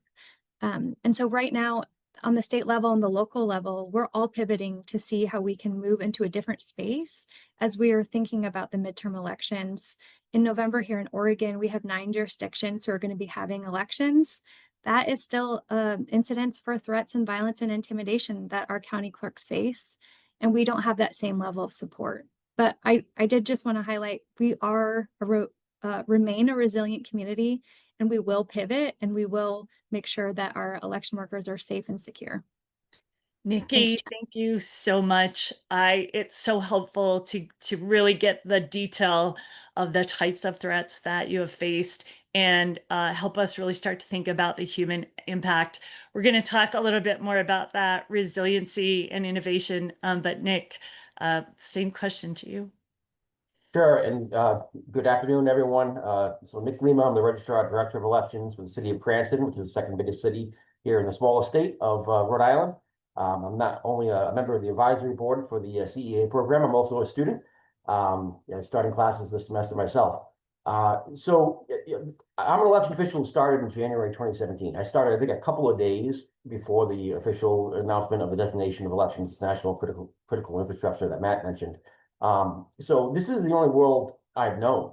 I came out of the gate as an election official preparing for my first major statewide election in 2018, with the knowledge that Prigozhin and the Internet Research Agency and the Russians and with office buildings full of people in St. Petersburg were actively trying to undermine our elections process via social media manipulation or via direct attacks on voting systems or election management software that were unsuccessful, by the way. So that's the world that I came into, but a lot of my election official colleagues didn't come into that world. So this is something that had to be learned and adjusted to. And when CISA came along in 2018, I mean, there was initially a lot of pushback. I mean, there was a lot of hesitation working with a big federal agency or a new federal agency that had just been created at the time. And a lot of work was done behind the scenes. A lot of work was done by CISA to earn and build that trust over the course of years and then maintain it. And a big part of that was the hiring of those election security advisors, the hiring of former election officials or secretaries of state, like Kim Wyman, people who've been there, done that in elections, seen it at its worst in 2020 or in 2016, and could advise CISA directly and speak the language of election officials. So, the loss of that is a loss of years of work of building that trust and interagency cooperation, which, if anyone who's worked in government knows, government agencies don't always get along well with each other. That's the case in local county government. The Parks and Rec department might not get along well with building department. And that's the case at the state level. It's certainly the case at the federal level in talking with state and locals. That's why every time you see a big disaster or something, there's a press conference and everyone's up there kind of, oh, we want to thank so-and-so for this agency for being here and supporting us, because it's rare that happens. It's something to be pointed out when it happens. And in the case of CISA, that's one of those rare times when a federal agency came in and said, listen, we're not here to tell you what to do. We're here to advise you. We're here to give you resources, to give you tools that you didn't have before that, by the way, you need now because you're on the front lines of this war. There are hostile nation state threat actors out there that are intent on disrupting our democratic process. And, this may not have been something that elections has ever had to worry about or election officials have ever had to worry about. But going forward, this is part of your job now, and we're here to support you. And in a matter of months, we've essentially lost just about all of that. Nick, I'm so struck that you mentioned the word trust again, similar to Matt, and I really appreciate you sort of highlighting the work and the years of work and relationship building and bridge building that happened in order to build the trust that we had. As you've all just indicated, the reduction of federal services isn't just an administrative issue. It directly affects our ability to respond to threats. Without timely threat intelligence or advisories, election offices may not learn about cyber attacks or foreign interference or even domestic threats until it's too late. Nikki, you did a great job sort of sharing this whole list of things that happened to you. I remember seeing that intelligence shared throughout the election community so that other states and offices could be on alert or be prepared should a similar attack or event happen to them. And so when we think about CISA's regional subject matter experts gone, as you've all mentioned, and EI-ISAC funding cut, the mechanisms now for sharing that intelligence are at risk. So Nikki, I'm going to come back to you first. Trust, as we just mentioned, was so central to CISA's and the EI-ISAC's success. How does the departure of key personnel and the scaling back of services affect your ability to feel like you can rely on federal guidance moving forward? Yeah, it's a great question, Jen. Thanks so much for that. I think here in Oregon, one of the things that we're trying to do is figure out how we share information with trusted partners. And it's become a hodgepodge of patchwork where we are collecting phone numbers from colleagues across the country, alerting them in real time when incidents happen. So similarly, when the SharePoint incident happened just a few weeks ago with Microsoft, normally we would rely on our federal partners to alert us in real time quickly about what was happening. And I was really thankful to have colleagues on a Saturday give me a call and make sure that I saw it, that our IT folks were informed. But we're really seeing states and local counties have to step up and play a role that normally they wouldn't normally. We saw this with that vulnerability. We saw the important aspects that we all had to play. A lot of the local election officials are asked to do a number of things, and now we're asking them to be IT experts. We're asking them to be threat monitors. We're asking them to share this information in real time. And so we're really fortunate to have a great network of colleagues across the country who are looking out for each other, but it is such a big gap in security and resiliency as we think about coup plans, as we think about incident response plans, and taking quick action to fill in the gaps and vulnerabilities that this has caused. So local officials, again, I'm just going to make sure to repeat it over and over again, are resilient, but it is such a big gap in our work. Thank you, Nikki. And wow, yeah, I think we probably haven't done an adequate job really cataloging the hours and the workload that might be required of local election officials if they have to take on all of these security efforts on their own. Nick, I'm curious from your perspective in a local jurisdiction, what types of threats are you concerned about? What are some of the things you're seeing as we're seeing this federal engagement decline? Yeah, I think one thing that's consistent across the country is no matter what state you're in, no matter what size your jurisdiction is, you're susceptible to the same sorts of potential threats or acts of violence against election officials and the election process as anybody else. It doesn't matter if you're Maricopa County or if you're a county in rural America with a couple hundred voters. You can still have a bomb threat. You can still have white powder mailed to your office. Here in the state of Rhode Island, our state board of elections headquarters is right up the street here in Cranston. And last fall, like many election offices around the country, they got that white powder envelope. It was sent from the U.S. Traitor Elimination Army. That's a serious threat.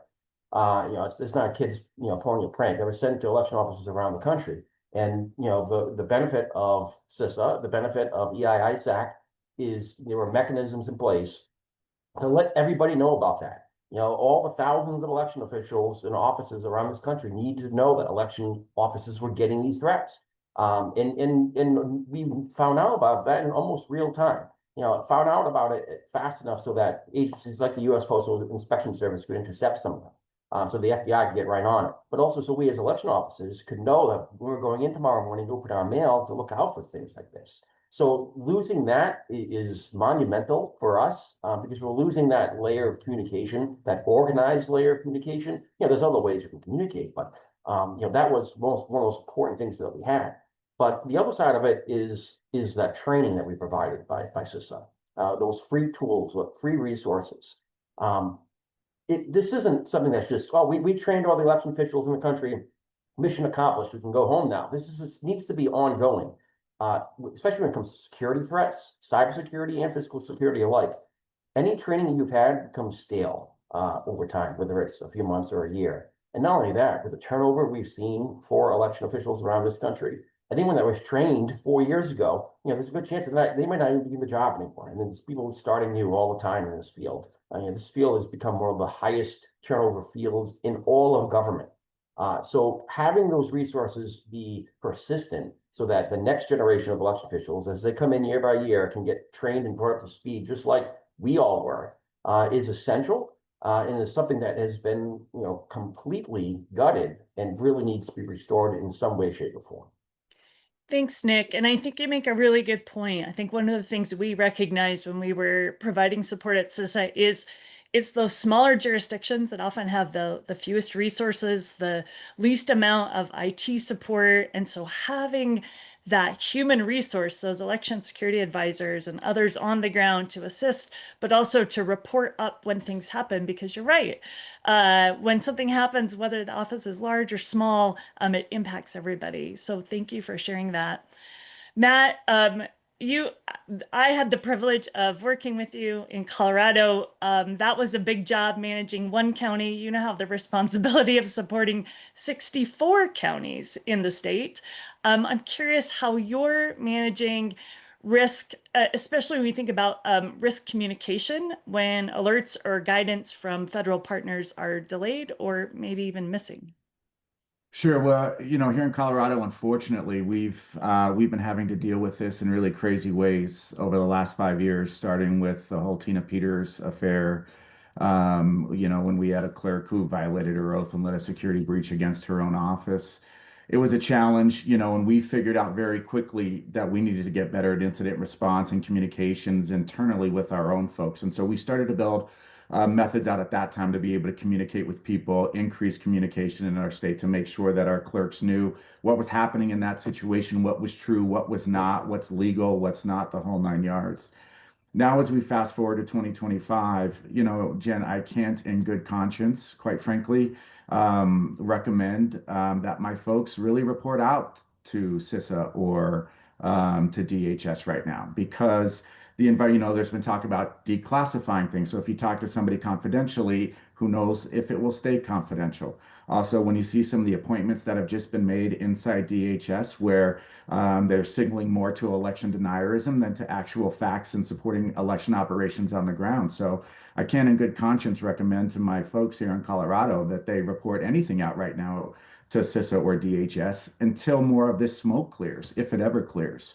So then the challenge is, what do we do, right? I think you've heard Nikki and Nick both talk about the EISAC and being able to communicate out, share things, because it is so important. We just saw in Missouri, there was a Washington Post article, I saw it was referenced in the chat, about challenges that our colleagues in Missouri are having around people from the DOJ requesting access to their voting systems. We had something similar like that happen here in Colorado last month, where people were reaching out on behalf of the federal government to asking to get hands on voting systems. But one of the things that happened there was, and it's a shout out to the work that Election Center is doing through their SEAL project and connecting election association leaders to be, I was able to talk to Kathy, the executive director in Missouri, about what had happened here, and others, what had happened here in Colorado. And they were able to build out an incident response plan should something like that happen here. So I think associations is one way where we can definitely create and strengthen information sharing. I think it's important, conferences, Jen, the work that you and Noah and your team does at TAG is vitally important. You guys hear things and you create resources for election officials to be able to meet the challenges that are out there. So that work's so vitally important. But, as of right now, I think it's incumbent upon us to be connected, not just to people in our own states, but to people in other states, so that, if Nikki has a problem, she knows, we've worked together before in various capacities. She can call me and say, hey, how did you handle this? That connectivity amongst us in the community is so vitally important right now. It almost has to be that bunker mentality where we stay together, we lock hands, and we just continue to work together and share as much as we can in the absence of any federal leadership in this area. Wow, Matt, that's so powerful. And again, this idea of trust and partnership coming through. This seems like a good opportunity to actually go to an audience question. Thank you for your patience. This was a question posted early on in the conference today. I'm just going to read it. I worked the last election, and on election night, our center got a bomb threat, and we had chatter online encouraging vigilante monitoring of ballot drop boxes. How do we bolster the safety of our elections from these threats, especially expecting less help from CISA? I'm curious, Matt, I'll start with you first, since I know Colorado deals a lot with drop boxes, and then Nikki and Nick, if you want to add anything, feel free. Well, it certainly is scary. We do see a lot of that increasing. We know Arizona, I think this maybe have started in Arizona. I've heard from colleagues in California where they had armed people following their ballot security teams that would go and retrieve ballots from ballot drop boxes. So, the threats out there are very real, and it can be very scary. My advice is the more work you do in advance of an election to prepare for something like that, the better off you're going to be if, God forbid, something like that does happen. So you want to make sure that you're updating your COOP plans for every kind of thing that can happen. It's really important now more than ever that you build relationships with your local emergency management partners and law enforcement. One of the things that Jen and I did in Arapahoe back in 2016, we built a law enforcement guide that detailed where our drop boxes were, that detailed where our vote centers were, that detailed some of our troubled vote centers where, their trouble had broken out in the past. We broke down the different statutes that were on there, statutes that impacted election offenses, things that might happen. And that started a communication channel where we could talk about, okay, what are they hearing or seeing based, threat assessments? Where's, what are we hearing based on the channels we work with? So especially now that, CISA and DHS has retreated from this space, it's more important than ever to build those relationships with local law enforcement. And hopefully there are people you can trust in your community to run them by your coup plans, practice, exercise, do everything you can in advance to make you stronger during the election. Thanks, Matt. Nikki, you have a lot of drop boxes in Oregon as well. Anything that you'd like to add? Yeah, I think one of the other things that I would just highlight too is that here in Oregon, one of the things we're thinking about in advance of November 2026 is making sure everybody's in the room together. So making sure that folks have contact information before an incident occurs.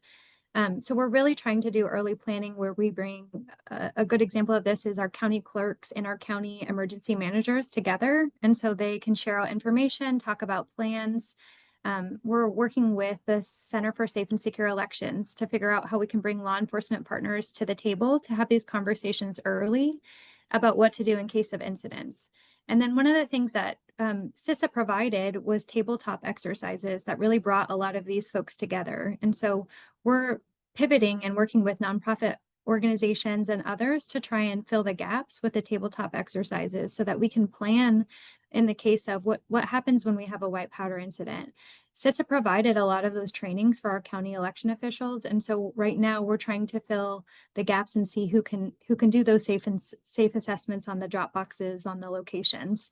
And so really pivoting to make sure that we open up a wider tent to incorporate more folks. Thanks, Nikki. And I'm glad you mentioned the Committee for Safe and Secure Elections. They have great pocket guides and other resources. If our audience members aren't familiar, I'd encourage you to think about using them and leveraging their ability to bring law enforcement into the conversation as a partner. Nick, I don't mean to skip you, but I'm going to move us along because I do want to spend a few minutes talking about funding and resource gaps. Reduced federal support also translates into reduced funding. Not that that was an issue before. Grants that once helped purchase cybersecurity tools, hire additional staff, and provide ongoing training are shrinking or in some cases disappearing. And at the same time, as we've said already, ransomware activity and other threats are scaling up. So we have really a perfect storm. We have more risk, we have fewer resources, and we have stretched teams. So I'm curious, Nikki, how are budget and staffing constraints affecting your ability to maintain cyber and physical security? And what are some of the creative ways you've found to fill those gaps? Yeah, I think this is a really timely aspect of the conversation because so many local jurisdictions rely here in Oregon on their funding through the sale of homes. And so as homes have declined, so have their resources. And so we're asking counties to do more with smaller staff. We're asking them to take on security aspects. We're asking them to do all these different pieces while they have to let go staff and think through these different pieces. So one of the things that our administration here in Oregon is looking to do is to have a conversation with the legislature. I know state budgets across the country are getting a little bit tight, but we're having a conversation now about the safety and security needs of the election as the federal government has walked away from the table and seeing where state governments can play a role in helping us fill some of those gaps. We know it's a longer conversation, but that's one of the big conversations we're looking to have in our next legislative session. And then the other part that we wanted to make sure is our Oregon legislatures have an opportunity to hear from our county election officials about the threats that they're facing so they understand the risk too. We're trying to get creative here in Oregon and leverage some of our partnerships. So we're working with our state police, our fusion center, our military department to come in and help with some of those safe and secure assessments. We're helping to do some of those trainings with the state police. And so we're really trying to pivot and leverage those networks in state. But we're really missing those federal grants and really missing that federal training opportunities that CISA provided. Thanks, Nikki. I love this idea of tapping other state partners. So excited to hear how that might go. Matt, I know that there have been discussions about leveraging partnerships with private sector IT companies, especially when we're thinking about cybersecurity services. I'm curious what you think that might look like and how realistic that is as a short-term solution.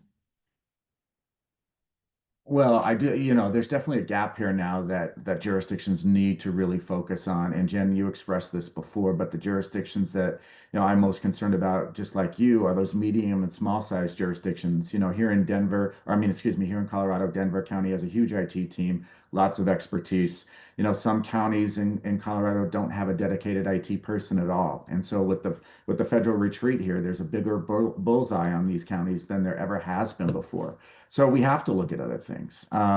The issue is, as you and Nikki have said, is funding. These things can be very expensive to do. So are they accessible? Theoretically, they're accessible. There's lots of different private firms out there that offer things like cyber hygiene scanning or phishing campaign assessments, or that will do cybersecurity assessments for you. But there could be a very significant cost to local jurisdictions to be able to access, to be able to hire those firms to be able to do that work. So the access, are they accessible, is really a tricky question. Yes, they're out there, but they may not be accessible. So that's part of the gap that we're trying to figure out. And quite frankly, right now with the federal government doing their thing, states and local jurisdictions really need to put together more money to be able to support elections, which is tough because budgets are tight all across state and local governments here in Colorado. So how do you take money from over here to pay money for this? All of that has to be figured out. But it is something that local jurisdictions really need to look into. Hopefully their state partners are going along with that here. I know the Secretary of State's office is looking to fill some of those gaps and help local jurisdictions as well. But short answer, yes, there are services, but how accessible depends on how much money these jurisdictions have to pay for it. Matt, thank you. Nick, I'm going to turn to you because when we're talking about all of these services, potential partnerships, the consequences of this reduction in federal funding, we're really talking about the impact on local election offices like yours. So I'm curious about your thoughts. If these reductions continue over the next few cycles, what might the consequences be for an office like yours? The impact is definitely felt the strongest at the local level. We are the weakest link in the chain. It's because we are, the least staffed, the least resourced, the least funded. And when it comes to funding and budget cuts, a few dollars can have a huge impact for us here. Most election offices are small offices. So, when you look at, just Congress as a whole has, significantly declined funding over the last couple of years for HAVA grants, and which a lot of which went towards election security. I think back to 2018, we got that first kind of big round that the states were trying to figure out how to, we're going to buy new voting equipment, or we're going to upgrade our back-end network IT infrastructure for our statewide voter databases at that level. Well, how about the locals? And the locals are going to get a cut of that. In Rhode Island, I think out of $3 million, we got about $100,000 in that first round. That $100,000 doesn't sound like a lot for 39 cities and towns to split, but it went a long way. It bought new computers, new scanners, new network defense items for just about every town in the state. And then obviously in subsequent rounds of federal HAVA dollars since then, that was repeated, and in fact it was increased by back-to-back secretaries of state here, and Levitt and Orey. So we've had a lot of resources come to us in recent years that we were able to use at the local level to strengthen our defenses. So yes, we are that weak link in the chain, but we're stronger than we've ever been. But with Congress just giving out $15 million for the entire country to share in their budget for HAVA, that's not going to go very far. And that's not sustainable in the long term as those security improvements that we've just made in recent years start to weaken. So election officials and the entire elections community really, I think, need to lobby Congress in particular to try and increase that direct funding, that direct support. Because if we're not going to get it from CISA or ISAC, fine, we will figure something out. We're election officials. We're crafty. We'll figure out something to stand up. But in the meantime, we also need that actual funding to buy the hardware. And without that, we're really, I think, in trouble. Because as we're sort of deprioritizing at a national level the security of our elections. Our adversaries are not doing that. They're doubling down. They're increasing the number of personnel and resources that they're doing to employing and deploying to try and harm our infrastructure. So, we've been on the front lines. We've had that support from the federal government. But absent that support, we really need to replace that with something now going forward. Nick, what an incredible point that you've just made. We are scaling back our resources while bad actors or investing in theirs. But I think more importantly, we're gonna talk for just a minute. And Nikki and Matt and all of you have talked about some of the innovations. But Nikki, I think you said it like, yes, this is tough, but we're resilient and we'll figure it out. But Nick, thanks for reminding us that none of this takes the place of sustained funding. So I think that's a really powerful point. I do want to do a quick round robin, though. We've talked a lot about the challenges that we're facing right now. Nikki, you started to talk a little bit about some of the ways to innovate and collaborate and that things that election officials, state and local, can do to protect the integrity of the election.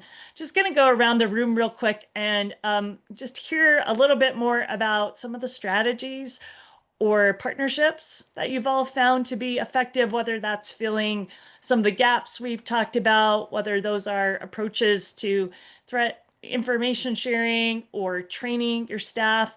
And Nick, I'm going to just go right back to you. We'll start with you and then Nikki and Matt.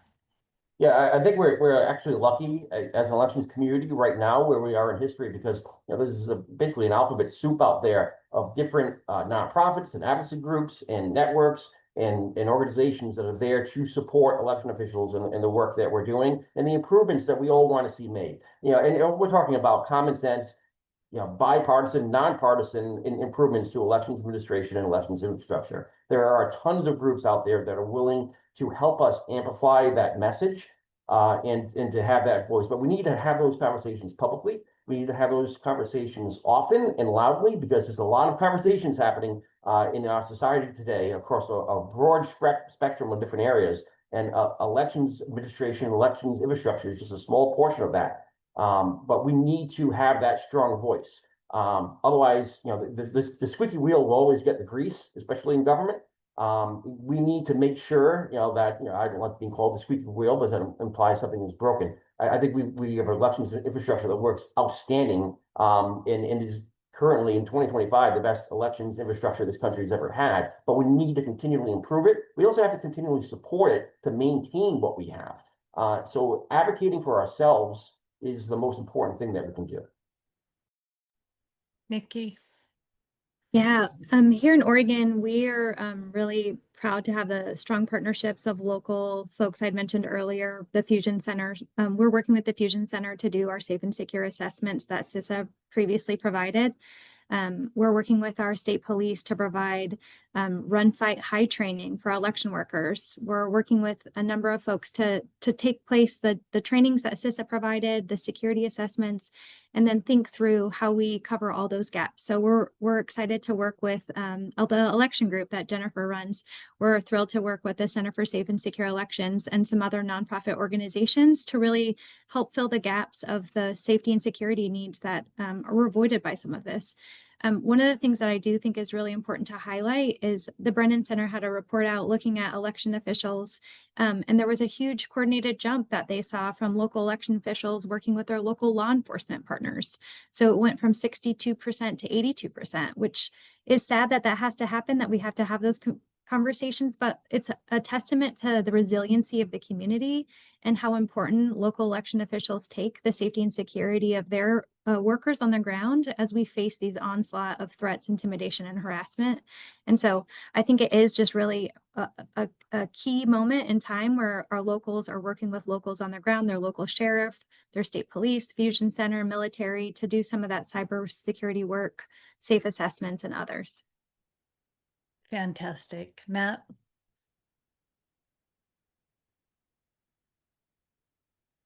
First, it's helpful if I come off mute. Just really foot stomping what both Nick and Nikki said. I think now is a time for election officials you can't be wallflowers anymore, right? It used to be election officials, we didn't like to be in the news. We didn't want attention. We just wanted to run good elections and go home to our families. But the job has changed. And we can't be wallflowers. We have to aggressively participate in this public square. We have to, meet lies with truth And we have to be very aggressive in building partnerships, even in where you may have thought it was uncomfortable before, where it's you have to keep, getting after your legislators of both parties to tell them what you need. Don't worry about bugging them too much. There's no such thing. You have to keep going and keep pushing and keep pushing. And then find other partners out there in the space. Nick talked about all of these different organizations that are out there. That's exactly right. And, it used to be at a time where, if you're a Republican, you might look at a certain group and be like, oh, they're left-leaning, probably shouldn't be associated with them. Can't do that anymore. If you find people of goodwill who believe in the same things that we do, which is running safe, fair, and secure elections, build partnerships with everybody you can, because not only is there support there, but there may be good ideas that you hadn't even thought of that came from somebody who never thought you could partner with. So be open to who you partner with. Look for people who are like-minded and just want to run really good, strong elections, and just stay engaged. Don't let them beat you down. Stay engaged. Thank you, Matt. And before we start to wrap up, I see a question from one of our audience members about the impact of restrictions on in-kind donations and how that might impact third-party support from IT companies and other nonprofits. And that's a great question. And I'll just briefly answer it by saying more than a third of our states have passed laws prohibiting any sort of in-kind support or grant contributions coming from a non-governmental entity. And so, as Matt was talking earlier, and Nick about the hard costs, the costs for equipment, the costs for services, that will be borne by those state and local offices. They will have to come up with that funding. All right, as we wrap up, I want to highlight a few of the key takeaways. This has been such a fantastic conversation.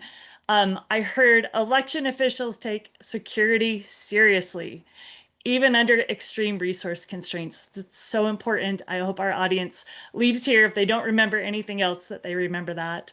The threats are real, they're increasing, and the lack of timely federal alerts and federal support can have serious consequences and will have serious consequences. Trust, we heard that over and over again. Trust built over years with agencies like CISA is critical, and it has to be actively maintained if we're going to go back to a federal support partnership. And then funding gaps are persistent and they're a challenge. And Nick, thanks for reminding us local innovation is not a substitute for systemic support. Before we close, I'm going to go back to each of you one more time. I want you to think about one piece of advice for your colleagues across the country, for election officials at either the state, county, local, municipal level, who we know are facing similar reductions in federal support. What would you tell them? Nick, we'll start with you. If we allow what's happening right now, at the federal level to basically defeat us, and we just accept it, and we go back in time 10 years, we're going to lose that maturity of our cyber and physical threat posture that we have right now. And we can't do that. That's obviously not an option. So we do have to replace it with something. We have to replace it with something that's viable, workable, and that can be applied really broadly across the country for a lot of different states and different sorts of election infrastructures and ways of operations. But I think we all have to remember these problems can't be solved by one office. They can't be solved by one state. These are geopolitical problems in a lot of senses, but they can be solved, and they can be solved with innovation. They can be solved with cooperation. They can be solved with good, effective communication. We're doing that. The election community is already doing that. Those conversations are underway as we speak. They've been underway all year, and they're going to continue to develop into, I think, suitable replacements for some of the services that we've lost. Maybe not all of them, but the most critical ones, the ones that we rely on, like intelligence, like information sharing. I mean, those are things that we can definitely stand up going forward. Well said, and so hopeful. Nikki. Yeah, I just wanted to say, remember that resilience is in our DNA. Even in the face of reduced federal support, we've always found a way to adapt and innovate and serve our voters with integrity. My message to local election officials is lean into those partnerships, those local partnerships, tap into the deep well of community support, and don't be afraid to share ideas and success stories across jurisdictions. You're not alone in all of this work. Together, we form a really strong network of dedicated professionals who believe in democracy and in voting and making sure that voting is safe and secure. And that shared commitment is more powerful than any funding source, any single funding source. And it's really important in this moment and this time to keep showing up and keep speaking out and to know that your work really does matter. Nikki, that's so powerful. Thank you for reminding us about the human element in all of this. Matt, I'm going to give you the last word. All right. Well, thanks, Jen, for moderating this panel, and thanks again for inviting us to have this conversation. My last comments here are just don't lose faith and don't forget the reason why we do this work. One of the things that I miss the most about being in a county election office is that feeling on election night when you send your poll workers home. Ballots may not all be counted. We know, despite what some people say, it takes longer than a day to count ballots, especially in large jurisdictions. But I miss sitting with my team on election night when everybody's gone home. And you stop and you think for just a minute what we helped facilitate for the members of our community, this right to vote, which is one of our most sacred rights as Americans. Men and women have marched, they've fought, and they've died for this right that we have the honor of facilitating for our communities now. And there gets so much other noise and smoke going on right now around the jobs that we do and the threats that we face. But we can't lose the basic fact. We can't lose sight of that basic fact of why we do this and the role it plays in our country. So don't ever lose sight of that. It's that joy of what we do and the full weight of what it means for our communities. That's why we do this work. So we're not going to let these people chase us off. We're not going to let them intimidate us. We're going to do what we always do. Like Nikki said, we're a resilient community. We're going to put our heads down. We're going to march forward, and we're going to figure out a path to success just like we always do. So stay strong. An amazing community that we have all across the country, men and women who are strong and doing the same thing you're doing. And you may need to pick up a phone at 9 o'clock at night on the Saturday before election day when you're freaking out, you're in your office all by yourself. You can call another election official who's walking that same path. This is an amazing community. Let's stay together and stay strong and keep pushing forward.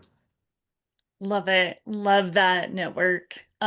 Nikki, Matt, Nick, thank you all so much for these insights. Thank you especially for the work that you do every day to protect the integrity of our elections. It's so critical right now, and I'm so grateful. While federal support might be reduced, I hope this panel makes clear that state and local election officials remain committed, they remain vigilant and innovative in the face of these challenges. I also just want to take a moment and say how inspired I have been by the students that I have the privilege of teaching here at the Humphrey School as part of the CEA program.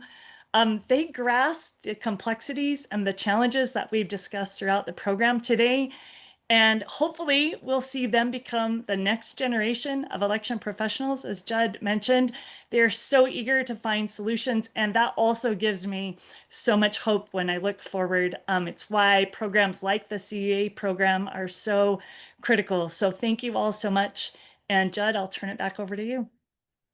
Hey, thanks, Jennifer. I couldn't have said it better. And thanks to your panel, Nikki, Matt, and Nick. Great insights on how to adjust in a world where the election security priorities of the past have changed over the last several months. All right. It's been a fantastic day. I really appreciate all of you attending the conference. I think we've addressed a number of really important issues with the executive orders, with the DOJ letters, and then just now with the panel on CISA and DHS change priorities. And the panelists just did a fantastic job.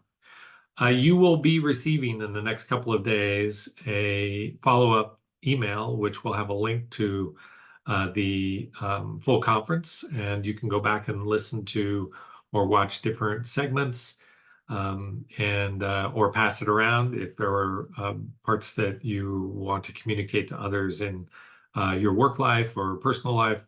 You can certainly do that when you get the link. We'll send it out here shortly. Just a reminder that we have just started a brand new semester at the CEA program, Certificate in Elections Administration. There are 2 classes that are happening right now, just started on Tuesday. One is Jennifer Morrell's Physical Security in Elections class. And then Neal Kelley, who was the moderator of one of our earlier panels, is teaching a survey in Elections Administration class. Those are happening right now. They just started this week. So if you wanted to sign up for one of those because you're interested in the CEA or because you just want to take a class in Elections Administration, you can do that. Later on this semester, we have a class on voter participation with Gina Roberts. And then Stephen Richards is going to teach a class about life as an elections administrator in the Trump administration. So very much synonymous with the topics that you've heard today. Those start in October, so you have some time to sign up for those. If you want to sign up for Neal or Jennifer's, you should do that this week or early next week to avoid any penalties and to get started with the class. Thank you again for attending. Thank you to the CEA staff, Lee and Cody, and to Larry Jacobs, who is our fearless leader. We really do appreciate all the support that we get and the amazing contributions that the Hubert H. Humphrey School of Public Affairs does for elections administration around the country. Thanks, and we'll see you soon.